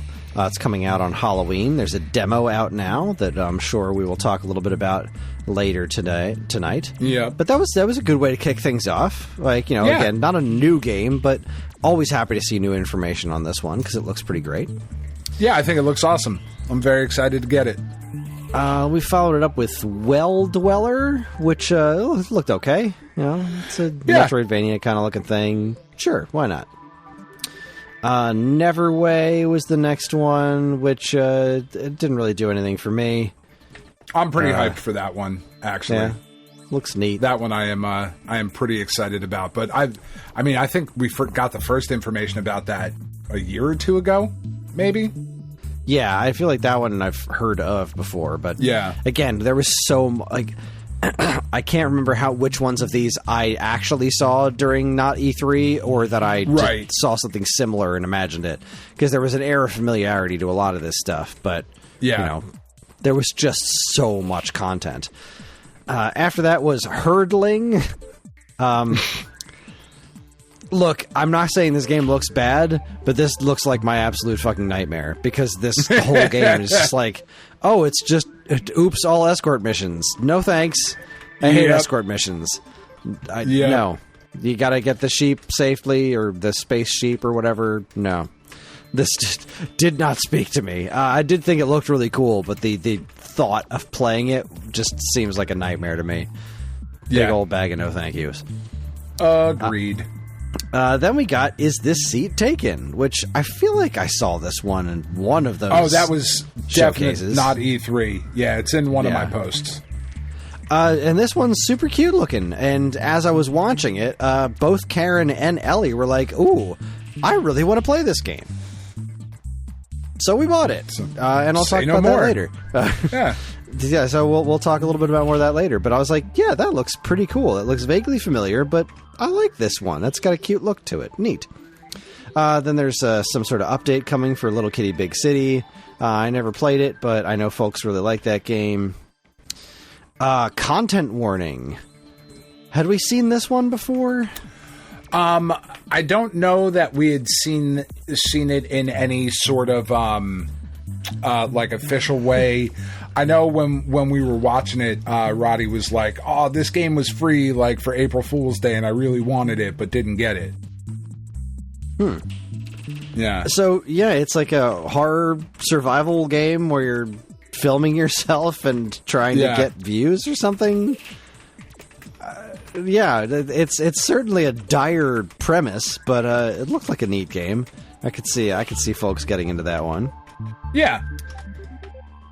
I remember seeing this. I feel like Ball Pit. This showed up over not E3. That right? was the Devolver Digital presentation. Right. That was what this was. Yeah. This does look great. It's the only thing they showed. I really liked this. This looks good. Yeah. I don't know. What do you think of Ball Pit? It's awesome. The demo was great. It was a lot of fucking fun. I played it on the Steam Deck. Yeah, super fun. It says Switch 2 this fall, Switch October. Oh, that's interesting. John thought this game, Ultimate Sheep Raccoon, was pretty funny looking. Yeah. Yeah, okay. It's just like weird animals on bikes doing stunts and racing. Yeah. It just looks ridiculous. Yep, not into that one. That's not for us. Did not do anything for me, but John thought it looked funny. Glaciered, again, kind of looks neat, I guess. Yeah. Looks fine. And then we got the sizzle reel at the end. There was Winter Burrow, which again looks fine. Yep, we've seen that a bunch of times. Undusted Letters from the Past. I feel like we saw that one. Yep. This one, Karen just completely exploded over. Tiny Bookshop. Yeah. She was like, "Oh my god, I need that." It's unfortunately it's $20, so like I could spare the 10 to try out the other one, but like I just don't have the $20 right now to drop on a game that might be terrible, but it looks super cute. You get to design and decorate and run your own tiny bookshop. I mean, why not? Caves of Quud. Yeah, we saw this one. I believe is how it's said. Strange Antiquities. What's this one? I believe that one's been out on Steam for quite a while. Opus, Prism Peak, Go-Go Town, and then they capped it off with UFO 50. Yay! Yeah, that's awesome. UFO 50 is out now on Switch and Switch 2. Well, just Switch. It works on Switch 2. I did not buy it yet because again, it's $25 and I have a pretty full plate right now, but I'm very excited to have that available to me. I'm very much looking forward to playing it since I've heard so many good things from all of you people about it.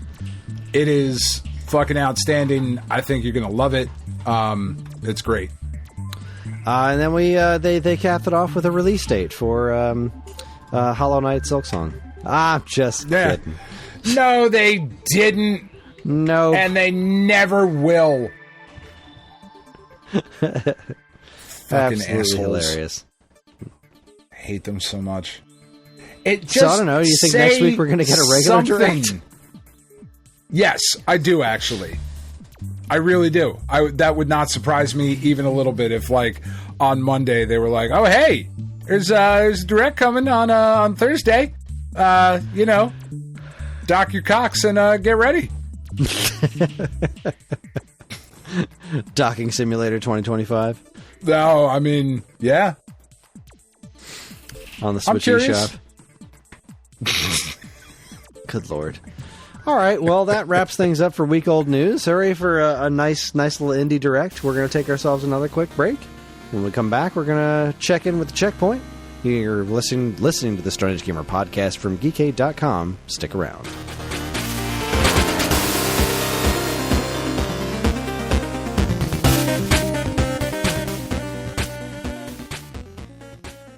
Do you miss the days when you'd get a fresh issue of Nintendo Power in the mail every month? It was stacked with reviews, previews, and all manner of cool new stuff about the world of Nintendo, and it even came with a free poster.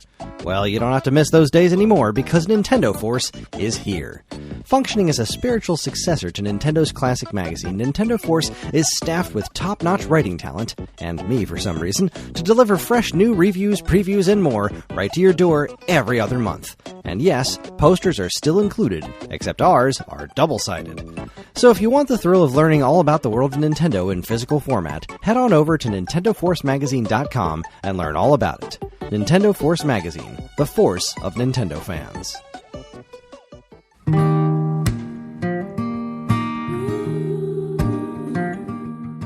We are Safe at Home, the leading dog rescue in the heart of New Jersey.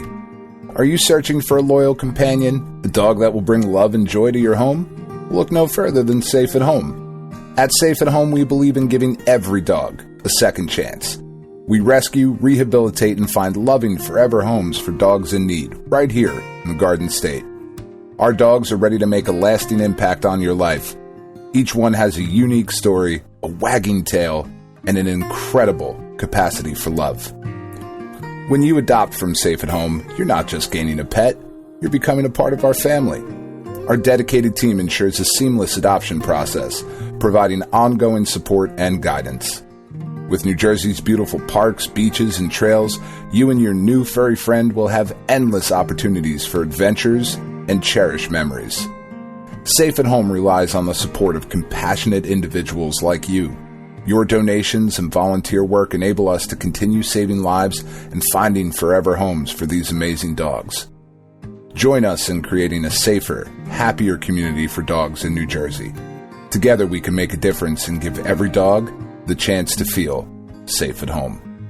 Visit our website or call us now to learn about how you can be a part of the Safe at Home mission. Safe at Home, because every dog deserves to be loved and protected. www.safeathomerescue.org. Hey, I'm Ryan. And I'm Andy. Neither of us are David Crane, but we are the hosts of David Crane's Amazing Movie Time. That's our monthly Geekade Patreon-exclusive podcast that covers movies that are cult classics, weird, or just sometimes laughably bad. We ourselves have at least two of those qualities, so I guess it makes sense to hear what we think of those movies in retrospect. You can hear all that and more by becoming a Geekade Patreon supporter. And, as always, be kind, rewind.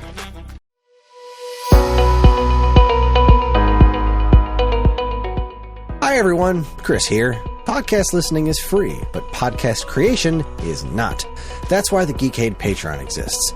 In an effort to help us pay the bills, we've got a Patreon page set up where you can gain access to our monthly podcast topic schedule, get early access to many of our shows, and more. If you'd like to help support Geekade and keep these shows running week after week, head over to the Geekade Patreon page, linked in the show notes of this very podcast.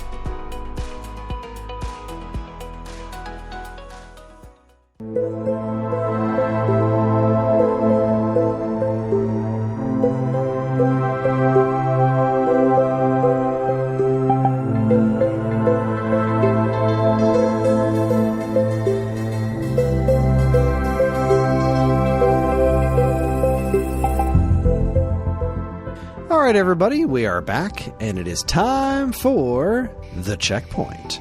Checkpoint! This is where we talk about what's been going on in our lives. So Dan, what's new with you? Nothing much. How was your week? nothing, no gigantic, expensive impulse purchases were made this week. So that's a good thing. Definitely budgeting money correctly, safely, saving for the future. So what was fucking Tuesday, I guess. I had to go get something.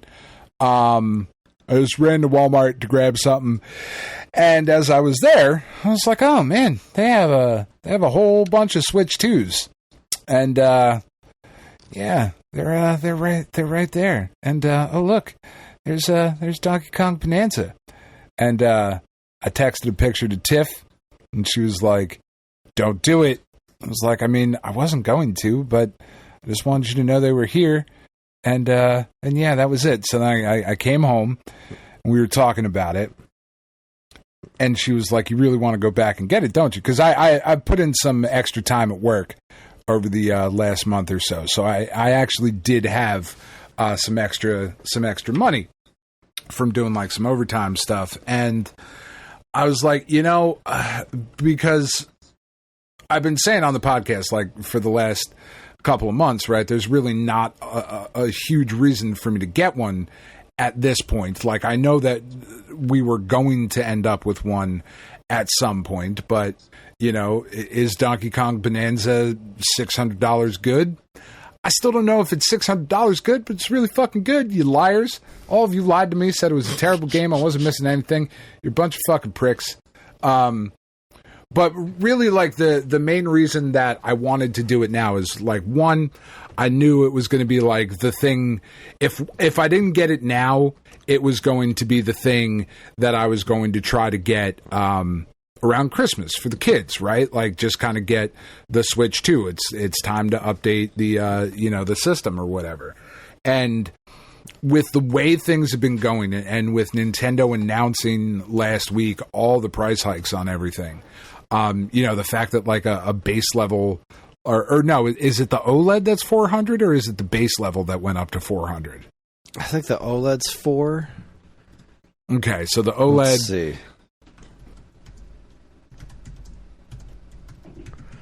Switch price increases. So I don't remember off the top of my head. I think it's the OLED. That makes sense.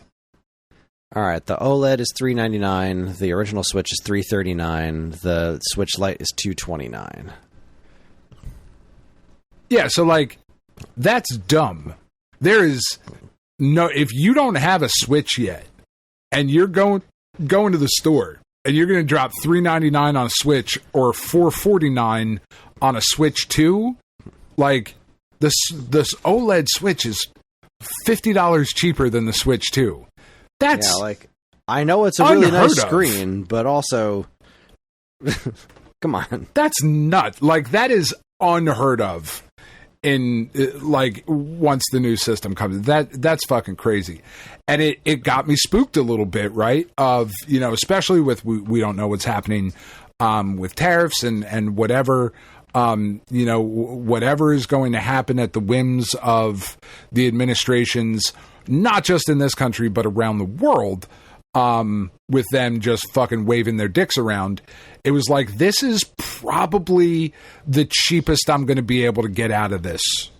If I get the Switch with Mario Kart and Bananza after tax, I think it came to $605. And I was like, fuck, like, that's a lot of money to drop on an impulse purchase, but this is probably the cheapest I'm ever going to be able to get this for. Or not ever, right? That's hyperbole, but probably for the foreseeable future. I don't think it's going any lower, So yeah, we picked up a Switch 2, and I was immediately frustrated at the virtual game card thing of having to download and link up my original Switch that I had to then go charge so I could switch over the main account on one. I was like, what the fuck? I just, damn it, Nintendo. You said I got Mario Kart. Why do I have to jump through extra hoops to play Mario Kart? So we didn't start with Mario Kart. We started with Bananza. We didn't play Mario Kart till the second day. And Bananza, God damn, is that game good? It's so good. It's so fun. It's just I'm just absolutely having a blast. We got to last night was the first time that we played the 2-player mode, which is absolutely broken. So overpowered. God. I love it. It almost makes the game like not fun because it's just like we were making our way down the little I think it's like sublayer 300 or whatever before you fight Grumpy Kong, like the actual Grumpy Kong fight.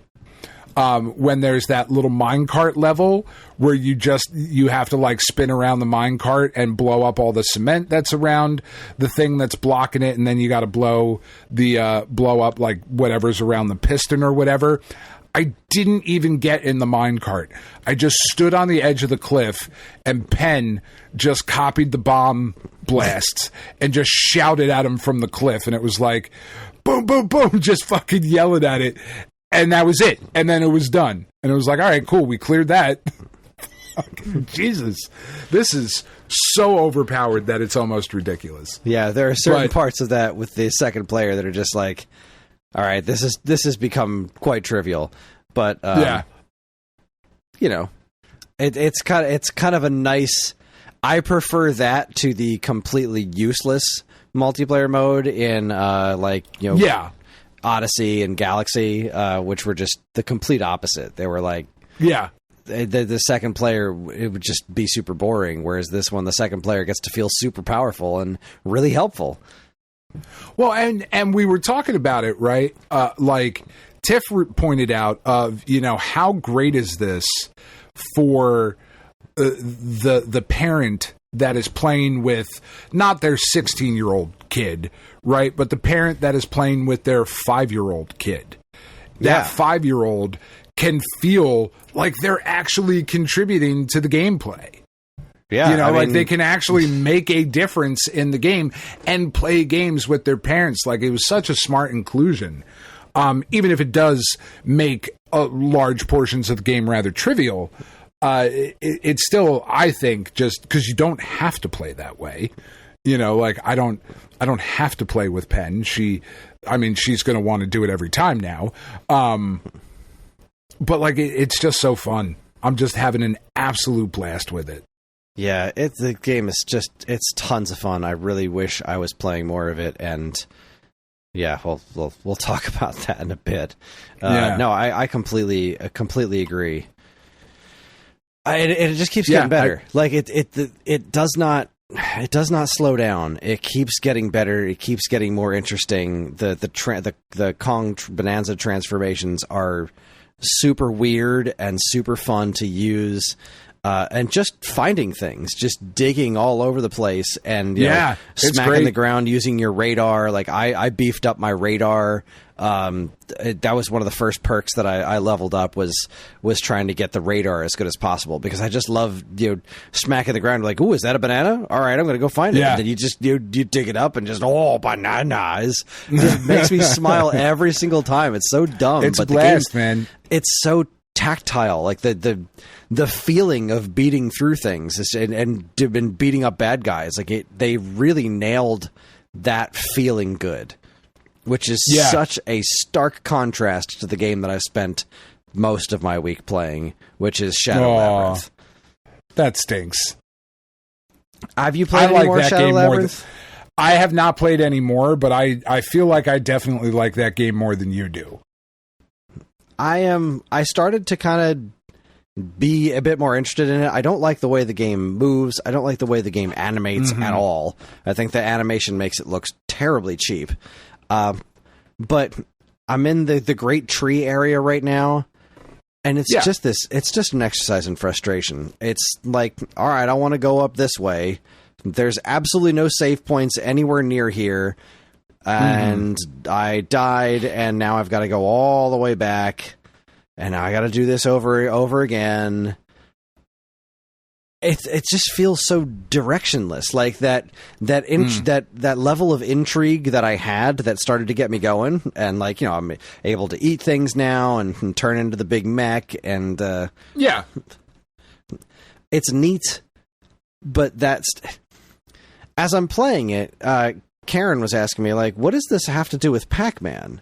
And I was like, well, you know, there's Puck floating around behind you, and you can get to these parts where you turn into Pac-Man. And she's like, okay, well, what does that do? I'm like, that's a very good point. Not much. It makes it harder to do things that you want to do. Like, it seems like such a half-baked idea that there was something interesting too, but they didn't quite get there. Like, I looked up online today how much farther I have to go in this game, and I am fucking nowhere. Like, I spent an hour on the game earlier today, and I accomplished nothing. The entire time. I accomplished absolutely nothing in the hour that I played today. I was like, my time is worth more than this. Like, I'm just not having fun. I stopped. I started to have some fun with it, and then I just stopped having fun because the combat doesn't feel good. The jumping doesn't feel good. The jump physics are super weird. The enemy designs. Sometimes the enemy designs are really interesting, but most of the time, like, I fought this chicken with a giant ball sack on his neck. Like, what? Like, I did you get did you fight the first ghost, the G host? Yes. I was like, the orange ghost. I was like, okay, that's kind of cool. But, and then everything went downhill from there. Like, that's when I started to be like in. I was like, all right, I'm in. If this can keep up momentum, I'm in. And then I get to this tree area and everything's ugly. All the enemy designs are terrible. There's just these stupid little guys that come down off these ropes and run at you with their knives, and the guys with the arrows that have that part. way too good aim. And those arrow guys pissed me the hell off. And it's just, I just stopped having fun. It never felt good to control, but if it had gotten more interesting, I would have been more okay with the controls. But yeah, there's something there when I really think about it. Like, what should be the impetus behind this game? Because right now, it's just a perfectly fine Metroidvania that I think needs a couple more checkpoints. That's where I'm at. It's perfectly fine. But if you're going to do a Metroidvania type of game based on Pac-Man, what is Pac-Man? It's mazes. So the level design should be interesting, but it's not.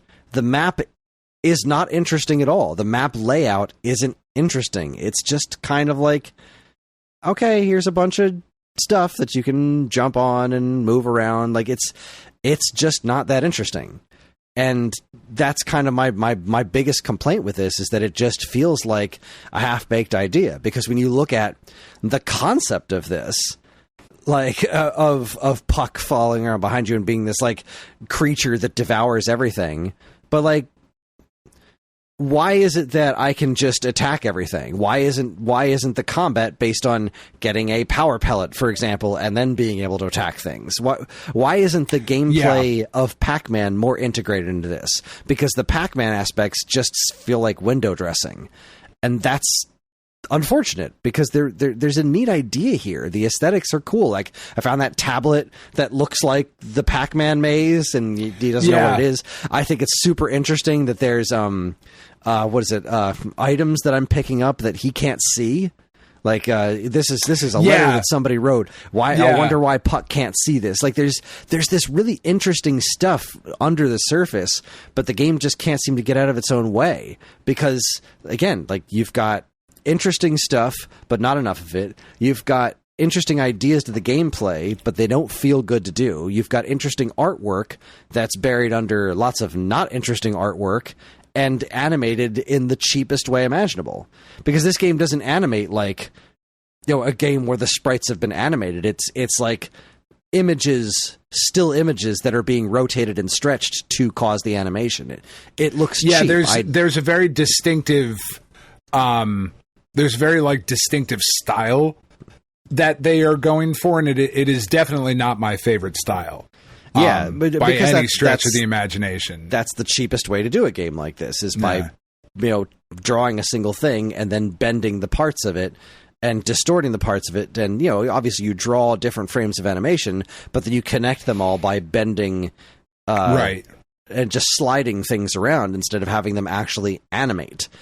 Smoothly. Yeah. And it's... Yeah, the biggest complaint that I've had so far with it is the jumping. The mechanics just feel like shit. They don't feel good. And again, like we were just talking about Donkey Kong now, obviously, comparing a multi-platform 2D Namco weird offshoot to like a huge first-party Nintendo game that's not really a fair comparison. But that's also, apples and wrenches. Yeah, but there's still video games that are vying for your dollar. Yeah, like I've played Hollow Knight. This is not a new format of game, not by a long certainly. shot. And for all the faults that Yars Recharged had, not Yars Rising had, it felt better to play than this. Like, and that's the problem. This game needed to, at the very least, nail the game feel. But the environments are bland.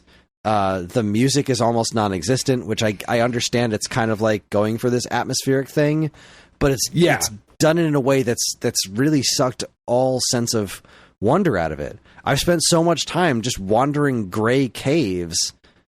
I really wanted more out of it. So far, it's just fine, and it seems like it's also very long. Like it does seem like it's going to overstay its welcome. And when I have Donkey Kong Bonanza to play, and when I have other games that I really want to get my hands on, it's really hard to justify spending the time on this. Like, I wish it was better. I really do. I like the idea. Like it's my kind of stupid turning Pac-Man into a weird ass Metroidvania, but I just don't think they stuck the landing because I was the last 2 to 3 times that I played it. It just feels like work. Yeah, well, and that's just not what you want. Like, I certainly do not feel that way. Yet. How much farther are you into it? So where I stopped was at that tree. Like, I had pretty much just gotten to the tree. I fought those little dudes that were like jumping down at you. You didn't fight the ball sack chicken yet? No, I did not fight the ball. Did I fight the ball sack chicken? I feel like I would remember the ball sack chicken. Yeah, that feels like a thing that would stick out in my mind. Yeah. No, I do not believe I have fought the ball sack chicken yet. I have. I did find the that little tablet thing. I found a bunch of those. Like I wonder why Puck can't see these. Like I found a bunch of that shit. But like I got that and Tony Hawk on the same day, and I was certainly playing more Tony Hawk. And then I've been playing a lot of Death Stranding as well. Like even just like I have a couple minutes, let me just go run a couple missions and try to level up and get some items from these different people.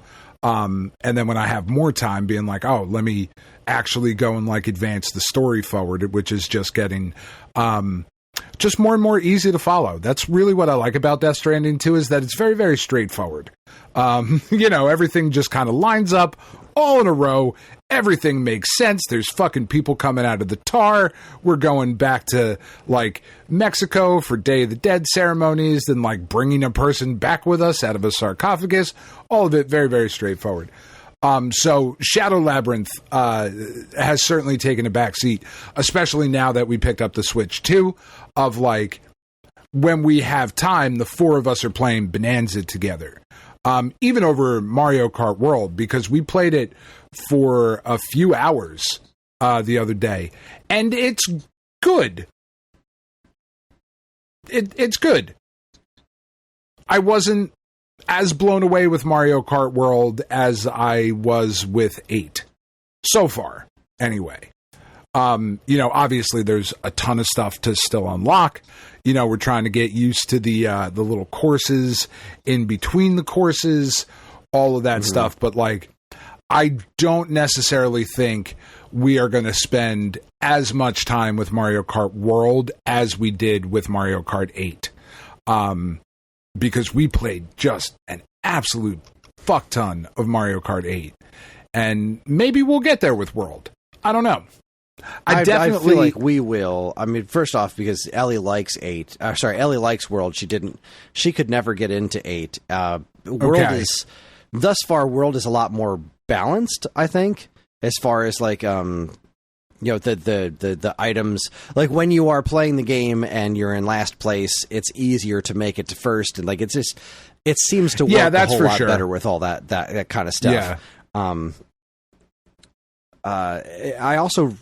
I think overall the track designs are really cool in this one. The open world thing is I think a big missed opportunity. Like it's kind of fun, but it's not like, if we could do that in split screen, that would be a whole different horse of a different color, right? Yes. If we could just play the open world, the 4 of us together on split screen and just go, that would be a whole different thing. But we can't. And why can't you? That's a great fucking question. Because why can't you? That was the really first fun. thing we tried to do. Playing that solo is fine, and there is fun to be had there, but it's not like riveting. No, but the race, the survival race. I never remember the fucking name of that. Knockout Tour. Yeah. That's a blast. I love Knockout Tour. That's really fun. And I really like these course designs. Like the tracks are, I think, really, really well done in this one. Possibly more so than the original tracks that they added in 8. At least I think so. Like that Donkey Kong course. Oh, that first Donkey Kong course, like right at the start. Yeah. So good. This so good. What is it? I think this has hands down my favorite Rainbow Road I've ever been through, and the soundtrack. This game is fucking insane. Like the number of songs is obscene. And that's really like one of my favorite things about doing the overworld stuff is that it just it's basically just like listening to a Mario jazz radio station. It's just ridiculous. Yeah. And there's so many things. They got songs from everywhere. They got songs from Mario Paint and Mario World and every Mario Kart. It's ridiculous how good they put way too much focus on the music in this. And I appreciate it.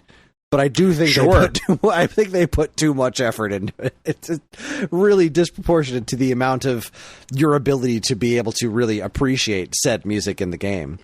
Yeah, I have not been able to like really listen to the music at all because when the 4 of us played together, it is very loud. It is very negative. Specifically from Roddy, he is, man, there's a lot of shit coming out of his mouth when we play 4-player where I'm like, dude, like even I have to take a step back and be like, all right, man, like you gotta chill with some of that shit. That's fucking dial it back. That's fucked up. Maybe don't say things like that. But yeah, like I said, we had fun with it. It's Mario Kart. Yeah, it's Mario. It was really nice to be able to play single-player Mario Kart again, right? Because I haven't had new single-player, new Mario Kart game for ages. Years. So going through the courses and doing that again, it's been really fun. I haven't gone back to it. Obviously, I'm busy with work and Bonanza. Right. Because Mario Kart's going to be there. Not that Bonanza isn't, but like I have to play through that. I have to finish that. I'm so compelled to finish that game. But that's been great, and I'm really curious where it's going to build, right? Because I have to assume that in this game, most people who have Switch 2s have it. So are they going to keep adding to it the way they did with Mario Kart 8? And I want to see it continue to improve because they just did that really massive update recently that fixed that online issue that people were having where they weren't getting the because.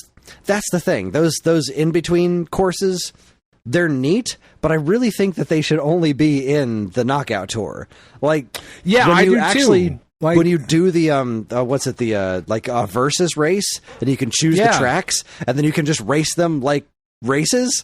It's fucking great. Those courses are wonderful, and I want to see more of that. get tacked on. I want to see more older courses brought in. Maybe they don't need to be all interconnected like that, or maybe we just add a whole other map on top of it, which I think that's probably way too much to ask for, because I think making that map that they did was an obscene amount of work. But are they going to add local multiplayer for the free roam? That would be incredible. Man, I really hope they do. Like I said, that was literally the first thing we tried to do.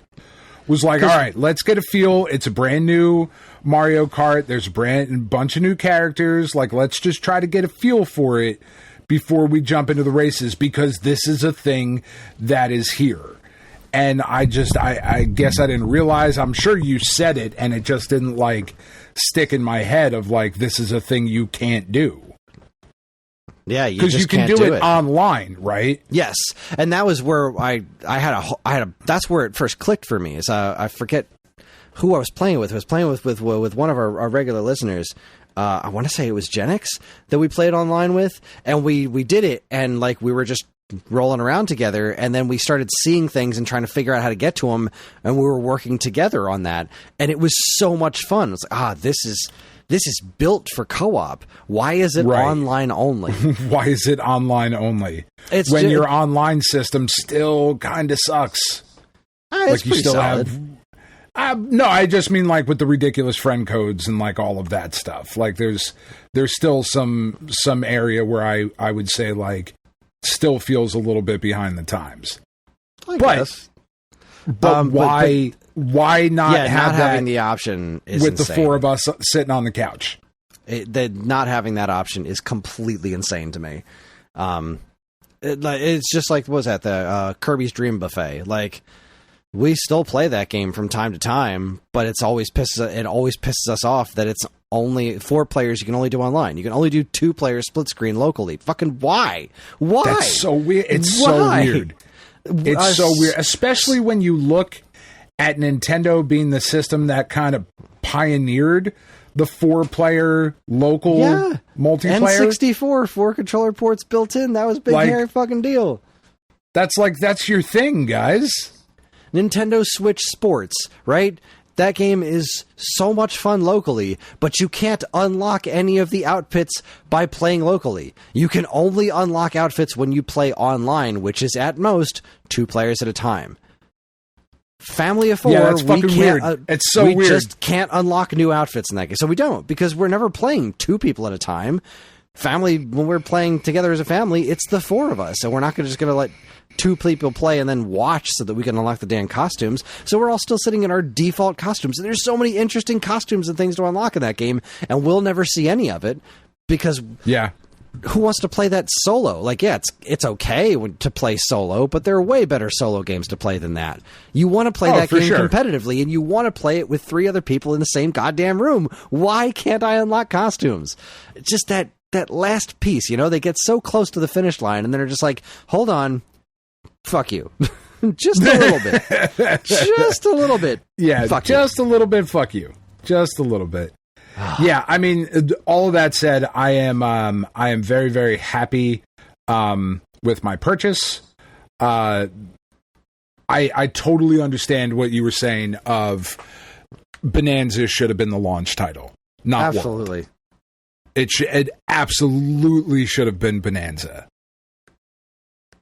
Because that game is, for me, especially, it was a system seller. That is what I wanted this system for. I know that there are other things coming that I am going to want to play on it, but I wanted to play through this game. I wanted to have to make the choice later this year when we do the Golden Caveman Awards. I wanted it to be more difficult between, South of Midnight, Donkey Kong Bananza, Death Stranding 2, Ghost of Yotai, Metal Gear Solid, Metroid Prime 4, potentially. I wanted to have that problem, and Donkey Kong Bananza is definitely a very strong contender at the moment. Yeah, I don't know if it quite knocks Death Stranding 2 out yet, but I haven't finished either of them. Right. there's still the potential for both of them to go very, very different ways. I haven't even unlocked the second transformation in Bananza yet. I just got to the where you get to make a choice, and we went to the snowy world with the zebras being like, "Can you help us out, brah?" And like, I really thought I got really nervous. I forget who said it in the Discord a couple weeks ago. That there was some of the like nonsense gibberish talking in Bananza, because it was brought up in the Discord about how much I hate that, and I know you had brought it up too, and you said you didn't think it would be that bad, and you're right. It's not that bad. It hasn't really bothered me all that much yet. It comes off more like it comes off more like they're speaking to you, like they're a just language. Not speaking. Yeah, it doesn't come off as like Banjo Kazooie's like gobbledygook. Yeah, like that. Yeah, I still would prefer it to be quiet or voiced in English. If I had to choose between those two, I would certainly rather not have that. But I think the fact that Pauline is speaking English really, really helps get through a lot of that. And there's not a ton of dialogue. Like you don't have to interact with everything. No, I did. Those Tectones though, the fucking the crystal dudes that you can just punch and shatter and then they reform. I punched every single one of them when I went up to, because it drove the kids and Tiff nuts. Like I would walk up and they'd be like, "All right, don't punch this one." I was like, "I'm totally not going to punch this one." Bam! And just fucking shatter them, or like do the fucking great ape transformation and then just fucking charge punch one of them. Like, that's right. I will waste this because it's funny every time. Build all the houses. Build all the houses. I have done that. Yes, yeah. I have been doing that. Something that I was doing and that John wasn't doing, and then when he saw how many extra hearts you can get from that, he was like, "Oh, I need to start doing that." Yeah, John's way ahead of me now. John's since I've been forced to play Shadow Labyrinth instead of Donkey Kong, he's now like super far ahead of me, and I'm very sad. I just want to play it, and I think I'm getting close to the point in Shadow Labyrinth where I'm just like, I'm going to like look up on YouTube what the rest of this game is to form my opinion for the rest of the review and see, does this get super interesting at some point? Because I just don't see myself dedicating hours upon hours to try and finish this game, which seems like it's pretty fucking long. So I just need to get back. I have to get back to Bananza. I just want to finish that game so bad. It looks like it's just so much fun.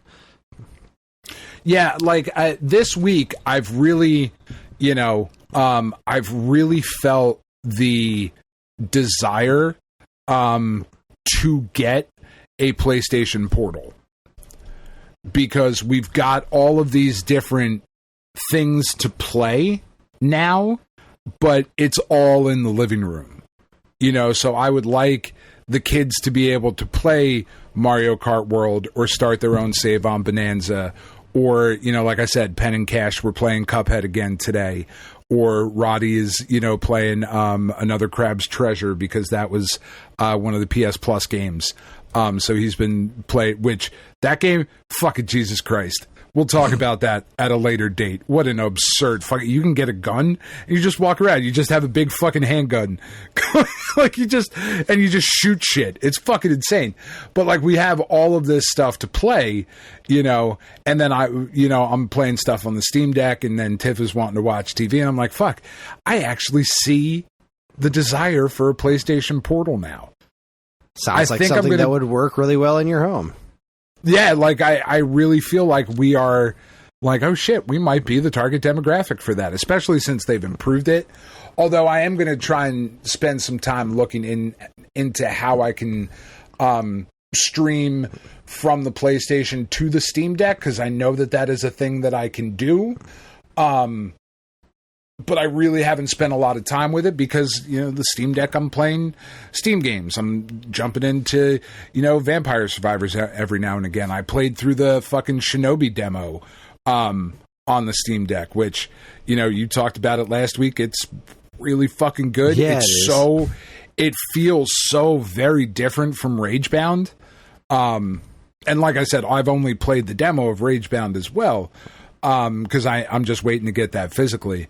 But it just feels so very, very different than Ragebound, which is awesome. Like, they both feel really good to play, but in totally different sides of, like, the ninja coin.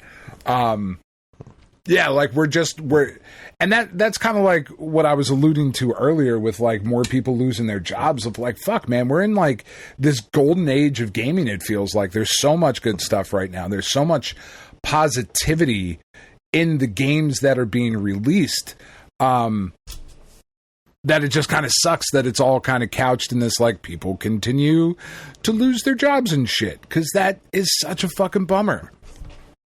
You know? Yeah, I do. I heartily agree with you. You know, I've played more. I've been gaming, quote unquote, so much more the last couple of weeks than I have in a while. I'm sorry, like, you know, and a lot of that goes back to, you know, getting better every day from, you know, getting further out from my last chemo treatment and all of that stuff. But like Tony Hawk 3 and 4, it's really fucking good. It's really, really fun.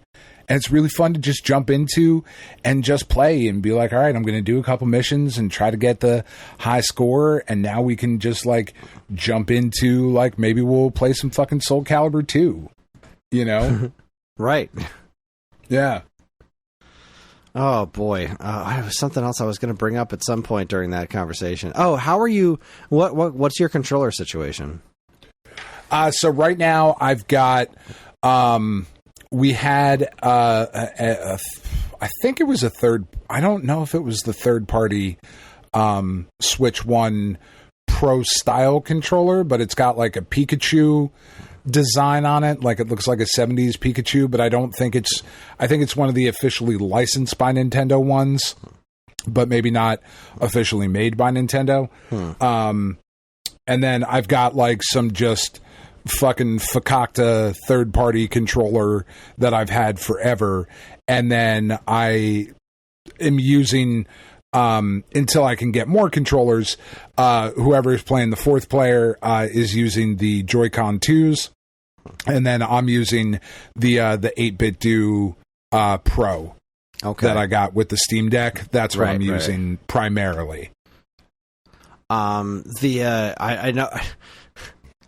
I don't know that it's the best way to play. In fact, it's definitely not. But in case you were wondering, if you wanted to, you can do the 2-player DK Bananza mode with Game Share on an original Switch, so the second player can have their own screen. Right. Yeah. Which is, well, I did that with Ellie once, and we were like, well, this is neat, but why wouldn't I just be on the TV? Like, it's not like I can do this in another room, really. Like, it's local game share, so not really sure what the point is, but it's still a neat trick. It is kind of cool. Yeah, I did see that you could do that. Like, as I was going to set it up, it was like, you know, share it with another thing, and I was like, I don't think I will. I don't think I need to do that. Maybe I should. Maybe she would enjoy it that way. I don't know. It's silly. Like I said, we did it once, but it's kind of ultimately pointless because it works better when you're just on the same damn screen. Anyway, yeah, I mean, it just what a fun goddamn game. Yeah, more like that, please. That's why I want to see what Nintendo's got cooking, because the third parties didn't blow me away. Apparently, Madden's pretty okay. It doesn't hit the right frame rate, which makes it not they cut out game cross-platform play with it, because the Switch 2 version doesn't run at 60 FPS, which can't match, you know, what the other systems are doing. So it makes it it would give the other system, like the other systems would have a legit advantage. So they cut that out, which is kind of a bummer. But other than that, it's supposedly it's supposedly a very solid version of the game. So who saw that coming? I mean, that's great. Yeah. Kind of assumed it was going to be a shit show, but yeah, no, I mean, that's great. But look, I mean, like, we're here for, so I've been going back and thinking about it, right? Because I really do like the feel of the Switch 2 and all of that. And, you know, the more that I've been wanting to kind of rebuild a collection of, like, physical games and whatnot, of just looking at some of the limited stuff, and like smaller print indie games that released on Switch. And I really think like that is where, like where the Switch 2 is going to shine again, very much like the Switch of this is going to be, where you get the bulk of your, where you get all of your first party Nintendo games, and then a good bulk of like physical indie games, I think are really going to continue to find their home on the Switch. Yeah, in that kind of ecosystem, because I'm looking, because I see it all the time, and I've never picked it up physically, but like I'm eventually going to pick up Hollow Knight physically, and I'm going to get it for the Switch. Like, it's still just $30. Like my Best Buy has like 4 or 5 copies of it just sitting there. It's the same 4 or 5 copies that they've had for years. And eventually I'm going to walk in there and I'm going to buy one of them and I'm going to play it on the Switch, because I don't know, that just kind of feels like we were talking about it in the Discord a little bit. Like, I know Mina the Hollower feels like a Nintendo game because it is basically just Link's Awakening. Like, I get that part of it, but it also just feels like a Nintendo game. Yeah. There's always that kind of like Nintendo thing where like some of these games just feel like they belong on a Nintendo platform. No arguments here. So, anyway. Yeah. What else? It's been a good week. Been up to anything else? I mean, really, it's been... So I'll get up in the morning and play... come down and play some Snap in my office. Really just out of habit more than anything. I'll sit here, and if I have some time in the morning, like, I'll play some Snap. Then, later after, like, I'm done working or doing whatever it is that I need to do for the day, then I'll play a little bit of Death Stranding. Because Tiff just really doesn't like watching that game. Because it's as fucking weird as the first one. If not weirder. Right? Because, like, now you're walking around with Dollman, and, like, he's just attached to your hip, and I think he's super fucking cool, and I am absolutely loving the game. I love a lot of what it has to say and the messages that are behind it and, like, all of that shit. But I totally get that game is not for everybody, right? Because it's fucking weird, and it's obtuse, and it's Kojima being... his most Kojima-ishness is just all over that game. It's just fucking absurd. But it's really fucking fun. I love the first one. I just absolutely loved it. So I go through and I'll play that when Tiff is at work, or if she's taking a nap or whatever. I try to get that in when she's not downstairs, and then when she is downstairs, we are still playing through Tony Hawk, and she was kind of liking Shadow Labyrinth when we were playing it, but then we got Donkey Kong, so that's been the other main focus. Has really been that this week. So yeah, it's been good, and I mean, obviously, Puzzle and Dragons, because right, still every day. Still not to 3,000 days yet, but you're getting but there. I'm getting there, man. I am getting there. I wonder what it is. I'm going to look it up. Well, it's been an interesting week here in the Randazzo household. If you're in the Discord, you know that my air conditioning broke down this week. It was on Tuesday morning. Which is awesome. That's great. I noticed that the air vents were spitting out air, but they were not spitting out cold air. It's like, well, that ain't good. So I contacted my neighbor, my guy who lives right across the street, Jim Tyndall. He is an AC repair guy, which is really fortunate. This has come up a couple of times since we've bought this house, and he came over to take a look at it. And so there's a little electrical box that's it's basically like I forget what he called it, some sort of electrical shutoff that's outside of the house, so that when somebody goes to work on your air conditioning, they can access that thing instead of having to go to your breaker box and figure all that out. So he opened that thing up, and it had exploded and melted. Oh, cool. It was black and melted, and it was like, that's fun. Holy crap. We are very fortunate that my house didn't burn down. Yeah. Like, I'm not sure what caused it to not, but I'm glad that whatever was causing that problem stopped. Yeah. But that was, so that was on Wednesday, because he didn't get my message until Wednesday. So he came by Wednesday morning, and then, he was like, he started messing with it a little bit. He was like, this is an electrician's problem. Like, this is not something that I can safely do. You need an electrician for this. So then he asked if I had one. I said no. And it's like, all right, let me make a couple of calls, because this guy's my fucking hero. And he called a couple of his buddies who are electricians, and one of them came out yesterday afternoon, like after he was done with work and a dentist appointment. He just came out because he's been friends with my neighbor since they were kids. Like, they grew up in Absecon together. Right. So he came out. He's a super nice guy, and he was also just really taken aback by whatever was happening in there. It seems like the kind of thing that was, because I've said before, the previous owners of this house definitely fancied themselves a handyman, and they were not. This seems like that kind of a job. It was like, there's some shady shit going on in here. There's some fucking cobbled together bullshit.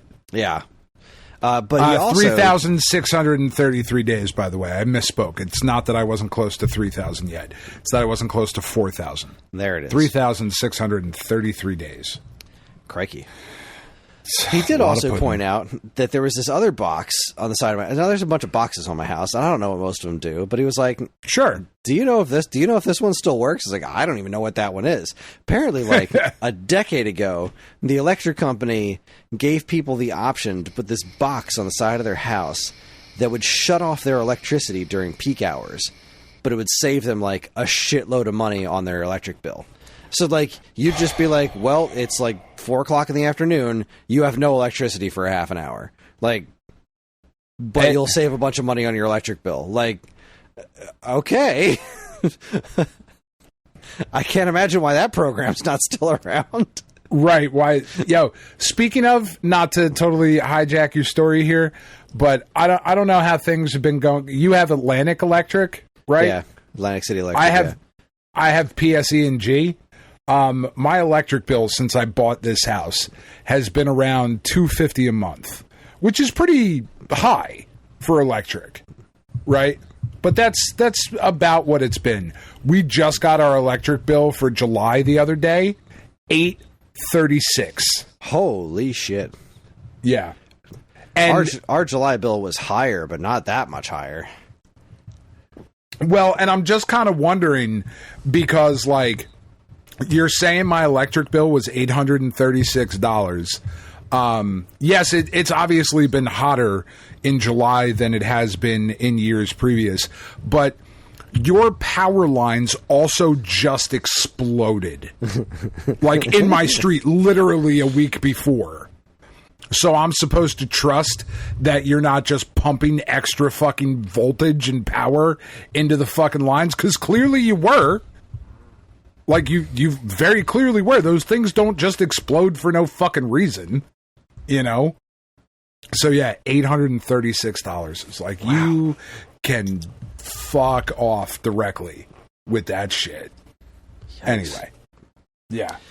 So anyway, this guy's going to remove that thing when he comes. So he's coming back tomorrow morning. He basically put a Band-Aid on it to get the AC running again. So we were able to sleep comfortably last night, and everything's been fine all day today, even though it's been beautiful outside. And then he's going to come back and just replace the whole box tomorrow morning and get rid of that old one. And the whole thing's going to cost like $180. Like, oh Jesus. That's such a relief. Yeah, compared to, because a new HVAC system is fucking spicy. Even like just the amount of regular work of like an electrician, like they're usually like, but like they're usually like 150 an hour. So like, and the guy's already been here for an hour, and he was like, but you know, you're friends with Jim, so take care of you. I'm doing this kind of my off hours kind of a thing. It's like, okay. Fucking awesome. Love you. I love every person involved in this. Thank you. The ability. Yeah, man. Thank you. So that was I was really lucked out that it wasn't during the heat wave, and that that apparently I know people, so that was pretty nice. That, man, like, that's the way it should be, though, right? Of, like, you know, I know a dude who knows a dude, like, let's just all fucking look out for each other. Yeah. You know? Love it when that happens. Yeah, it's fucking great. It's so good that it happened this week, too. Like, if it had to happen, because last week would have been... We would have been staying at my parents' house. Like, it would have been... Oh, yeah, like, it just unacceptable. Yeah, I mean, like, I'm certainly glad we bought those wall units. Yeah, like the John's bedroom and our bedroom. There were 2 rooms in this house that could be air conditioned. So, like, worst case scenario, those were tolerable. Like, so I had a whole video plan for this week that I had to scrap because I couldn't be on camera. There was no amount of time that I could be on camera that I wasn't just dripping in sweat. Because it got horrible down here in the basement. It would have melted off. No. Stage makeup. You fucking clown face. Get out there, be awesome. Absolutely. Well, but that just goes to show, because, like, you have central air in your house. So do I. But you also have to supplement with window units, and so do I in Penny's room, because it's fucking hotter here than it used to be. Yeah. And, like, the systems that we have just weren't designed to fucking keep up with this shit. No. The fucking climate change is fucked up, man. Like, at some point, I gotta move further north. I just have to. It's fucking miserable. Even today, it was like 85 today. And it was like, this is better, but I still hate it. You know, like, I still don't fucking like this. This isn't good. It was beautiful here. It only hit around 80 here. And, like, in my backyard, in the shade, I was working outside. Like, I just took my laptop and sat in the backyard. In the shade, it was beautiful. I was perfectly comfortable the whole time. And then I walked Hopper, and I walked in the sun. I was like, oh no. Yeah, like, it's just not what you want. Like, I'm looking right now on my weather app. It's actually cooler here than it is in Vermont. But Vermont is, like, just for example, next Thursday in Vermont, the high is going to be 79. That's what I'm talking about. Fuck yeah, Vermont. That's where I want to be. Not 89, not 90. Not pushing 100. No more heat. No more heat domes, please. Jesus fucking Christ, man. Like, just, thankfully, it's a hoax, and we won't have to worry about it. Exactly. It's not fucking affecting anything. It's not real. It's just, oh, man. That sucks, though. Like, I know when we had that happen on the 4th of July, like, a couple of years ago, I sent all those pictures to the Discord of, like, our AC unit that had never been serviced, like, the entire time that it had been here. And, like, all right, well, I guess I'm servicing it. Because, like, we lost it, and the temperature just started fucking climbing and climbing. And I was out there fucking scrubbing down all the fucking dirt and grime and shit off of the coils outside and taking apart all the shit inside. Like, I gotta because replace it's my fucking filter. expensive, man. It is, yeah. It's fucking expensive. And I hate it. I had a couple other bits of non-video game related stuff that happened last week that I thought was worth pointing out. One was I got a visit from a very old friend of mine. Her name is Val, and she has been through. She's led a life. She's had a lot go on in her life. Sure. And the fact that she has landed on her feet, and she's got a couple of kids now. She's married, and it always makes me happy to see that she's doing well, because for a very long time she wasn't. And whenever she comes back to the area, she likes to drop by and visit, and our kids play together. But this time with the visit, she had recently graduated her first set of classes at magic school. Oh. So she came and she showed us some magic tricks, which was really fucking cool. They were That's awesome. It was a lot of card stuff, not like super flashy stuff, but it was really interesting. Like, I couldn't figure it out. I don't know how she did it. And like the kids were just like completely mystified. because it's simple stuff like, you know, she would like, you know, give us all the aces or whatever, and then like pull them out of the same deck or something, like little tricks like that where it's like, I know what card you have, I can just figure that out. And they're like, how did you do that? There was this one really cool trick she did. I still don't understand it. She laid out all these stones on this little like mat, and there were just like different numbers in each pile, but each then she like basically drew a triangle with them, these little piles of stones, and each line of the triangle had 13 stones in it. We counted them every time, and then she gave three of us, her mom was there, and me and John each got like a little trinket, and we were allowed to put the trinket anywhere on the table, and then she would move the stones around. Right, she's wearing short sleeves. So I don't know where the stones went, but including the thing that we would put down on the mat, there would still be 13 in each row. And we're like, how are you doing this? I don't understand. That's awesome. Yeah, it was really cool. That was fun. She also did some Rubik's Cube tricks, which was neat.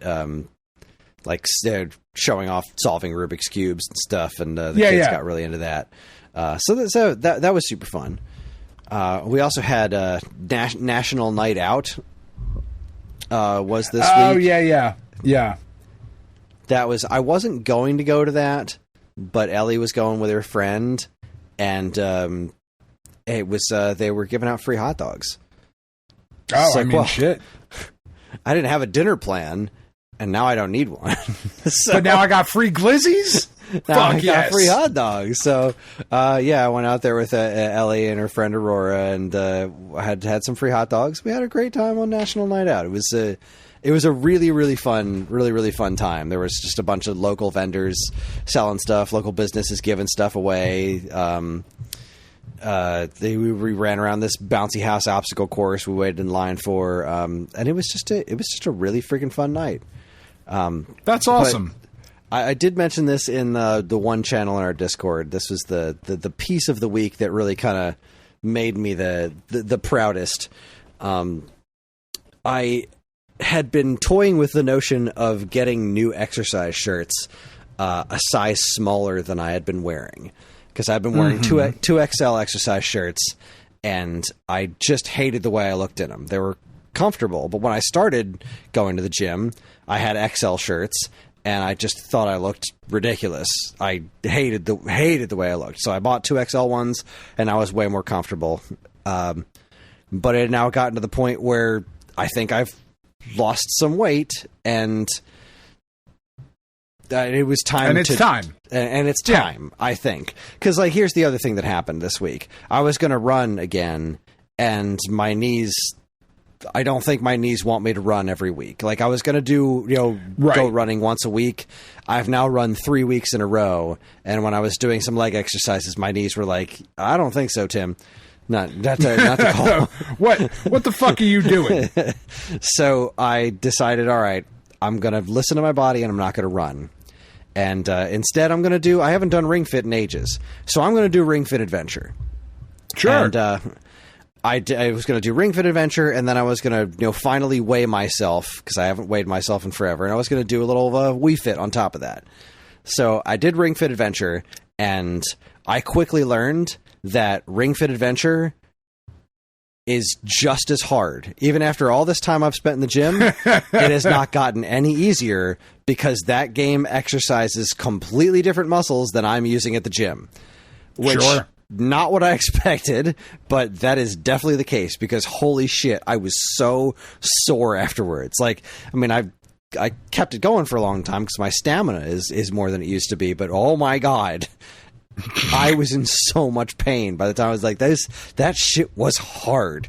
So I'm definitely filtering that back into my exercise schedule. But I will say this, I think I am officially retiring Wii Fit. Okay. It's been a part of my existence for eons. A very long time. Yeah. Since the first one came out on Wii. But this is the first time that I've really, because like I was talking about with the shirts, I had been thinking about for a week or so, maybe it's time for me to get back down to extra large shirts. Like, I think I might be ready to do this. I think I'm seeing a difference in the way I look that I could pull off an XL instead of a 2XL.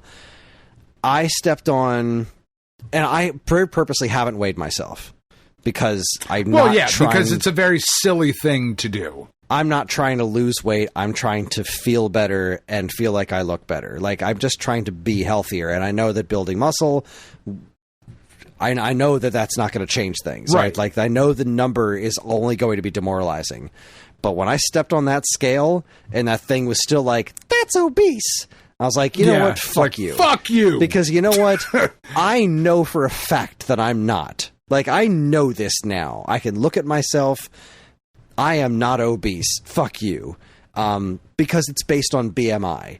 And when Refit U came out, BMI was like the new trend of like measuring people's bodies. And it's complete fucking bullshit. Like, it's nonsense. So it's not something you're supposed to listen to. Measuring yourself by BMI is apparently quite unhealthy. So that really knocked the wind out of me that day.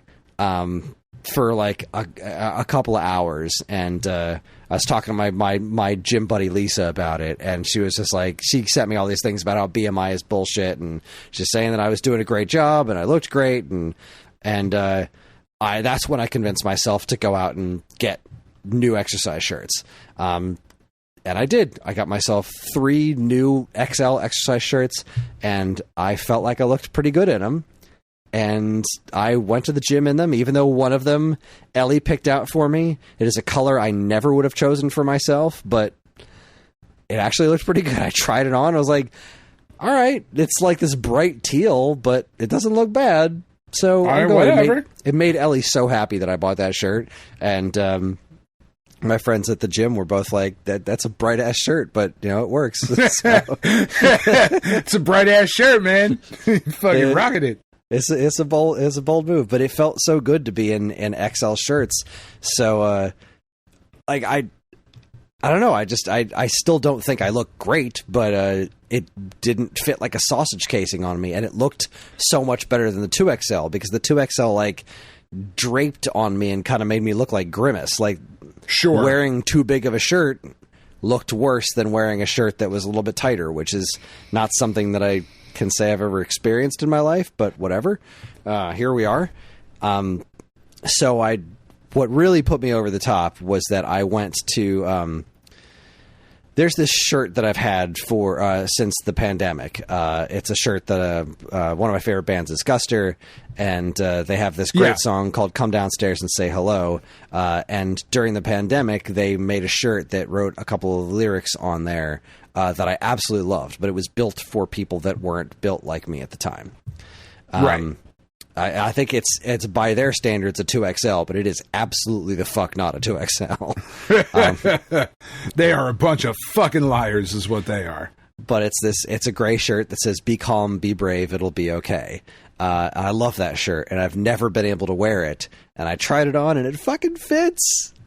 That's awesome. It fucking fits now. I can finally wear that shirt.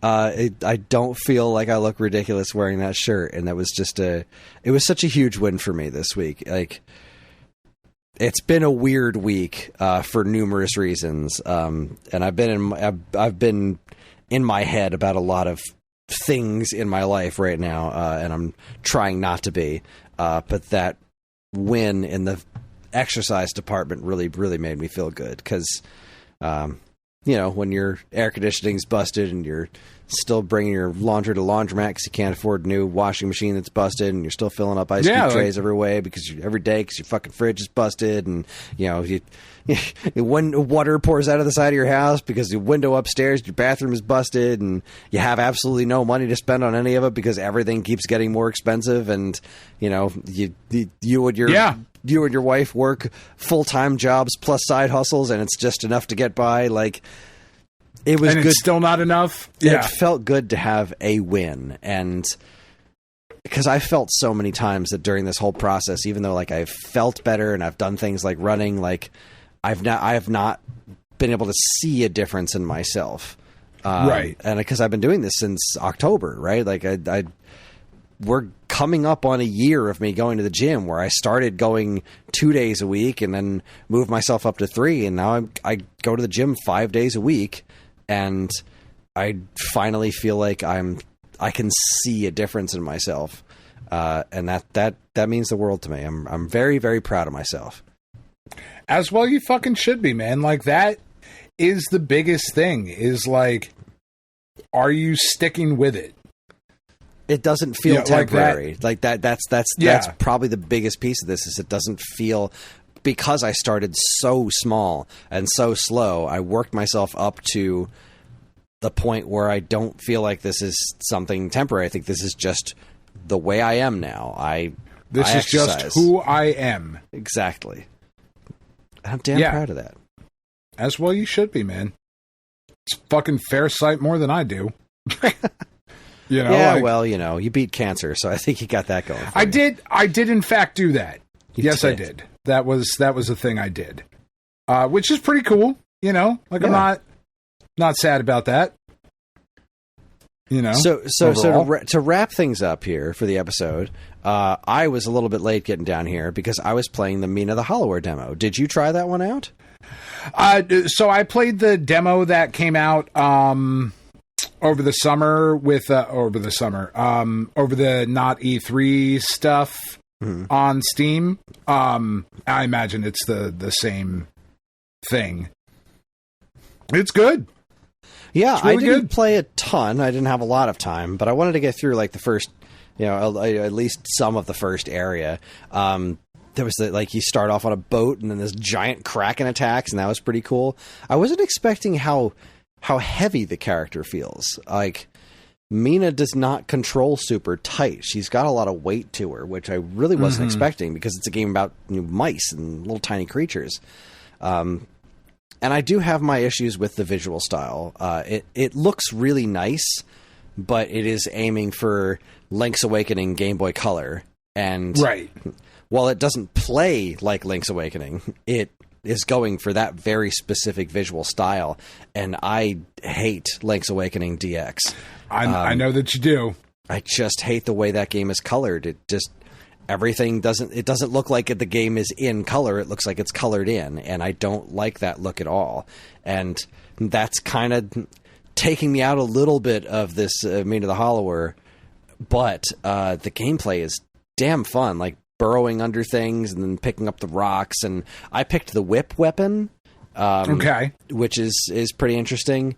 Because I just assumed the knives were super fast, the whip was medium, and then the hammer was slower. And so I decided to go slower for and stronger and whatever. Yeah, go for the whip. Also has some range, but it's. I'm finding it really difficult to keep that range because the enemies don't get knocked back. Like maybe they have like a tiny bit of knockback, but like they're just kind of always the hammer when I played through. I played so many demos, like all kind of like right back to back when that whole big like Steam Next Fest thing came out. Like, just played so many different things all at the same time. So I liked it. I like the music. It's definitely it's definitely. It's nice to see that Yacht Club Games has a specific style, right? Because this is their first different game since Shovel Knight, right? Like, they've published a couple other things, but they haven't. Cyber Shadow. Yeah, they helped develop that. But that was a different dev team that they helped polish it and then published it. But they didn't make that game. No. I think they've published one or two other things. Maybe, I don't remember.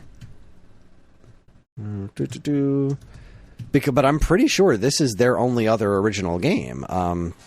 Let's see.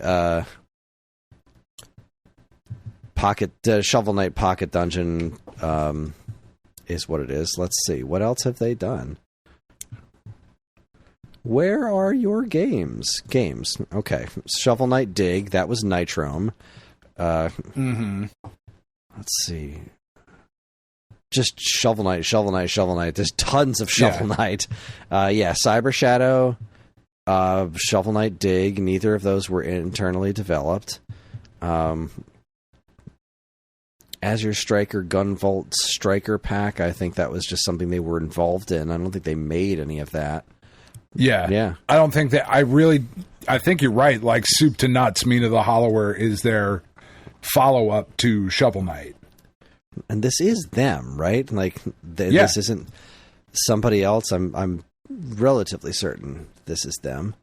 Yeah, Yacht Club, created by Yacht Club Games. Yep, this is them, and it so has that style, like the storytelling, the visuals of the the cinematics in the beginning,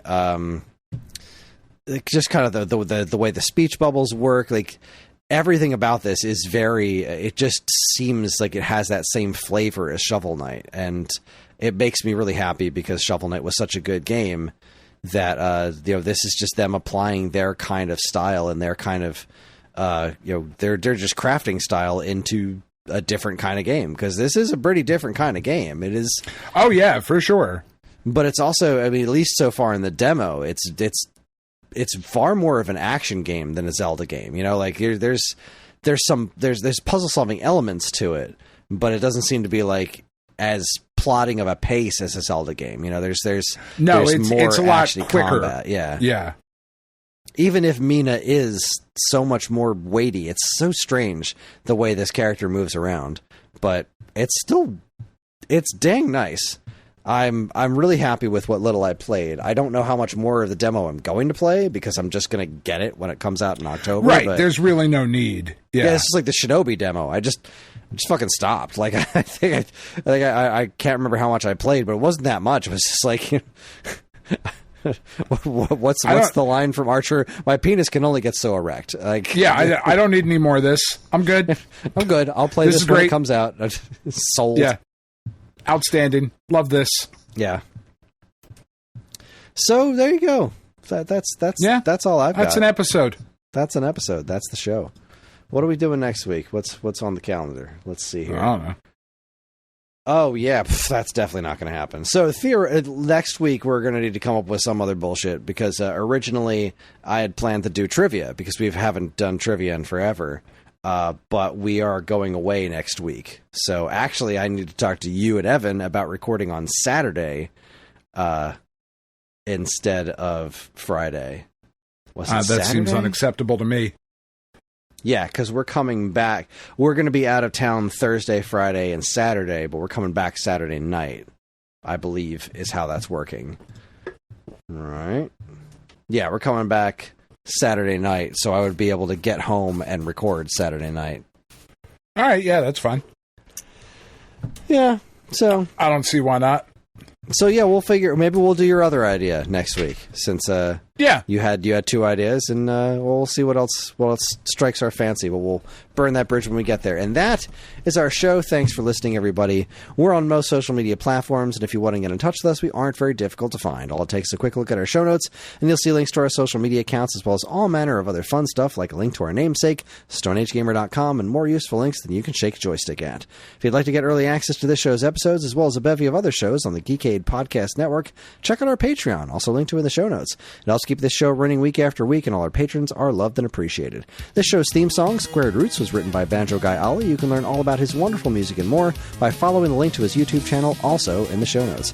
And finally, as always, we'd like to thank our intrepid editor, Evan, for making the show listenable for all you folks. We'd like to thank all you folks for listening in the first place. That is it. On behalf of Dan and myself, keep playing games.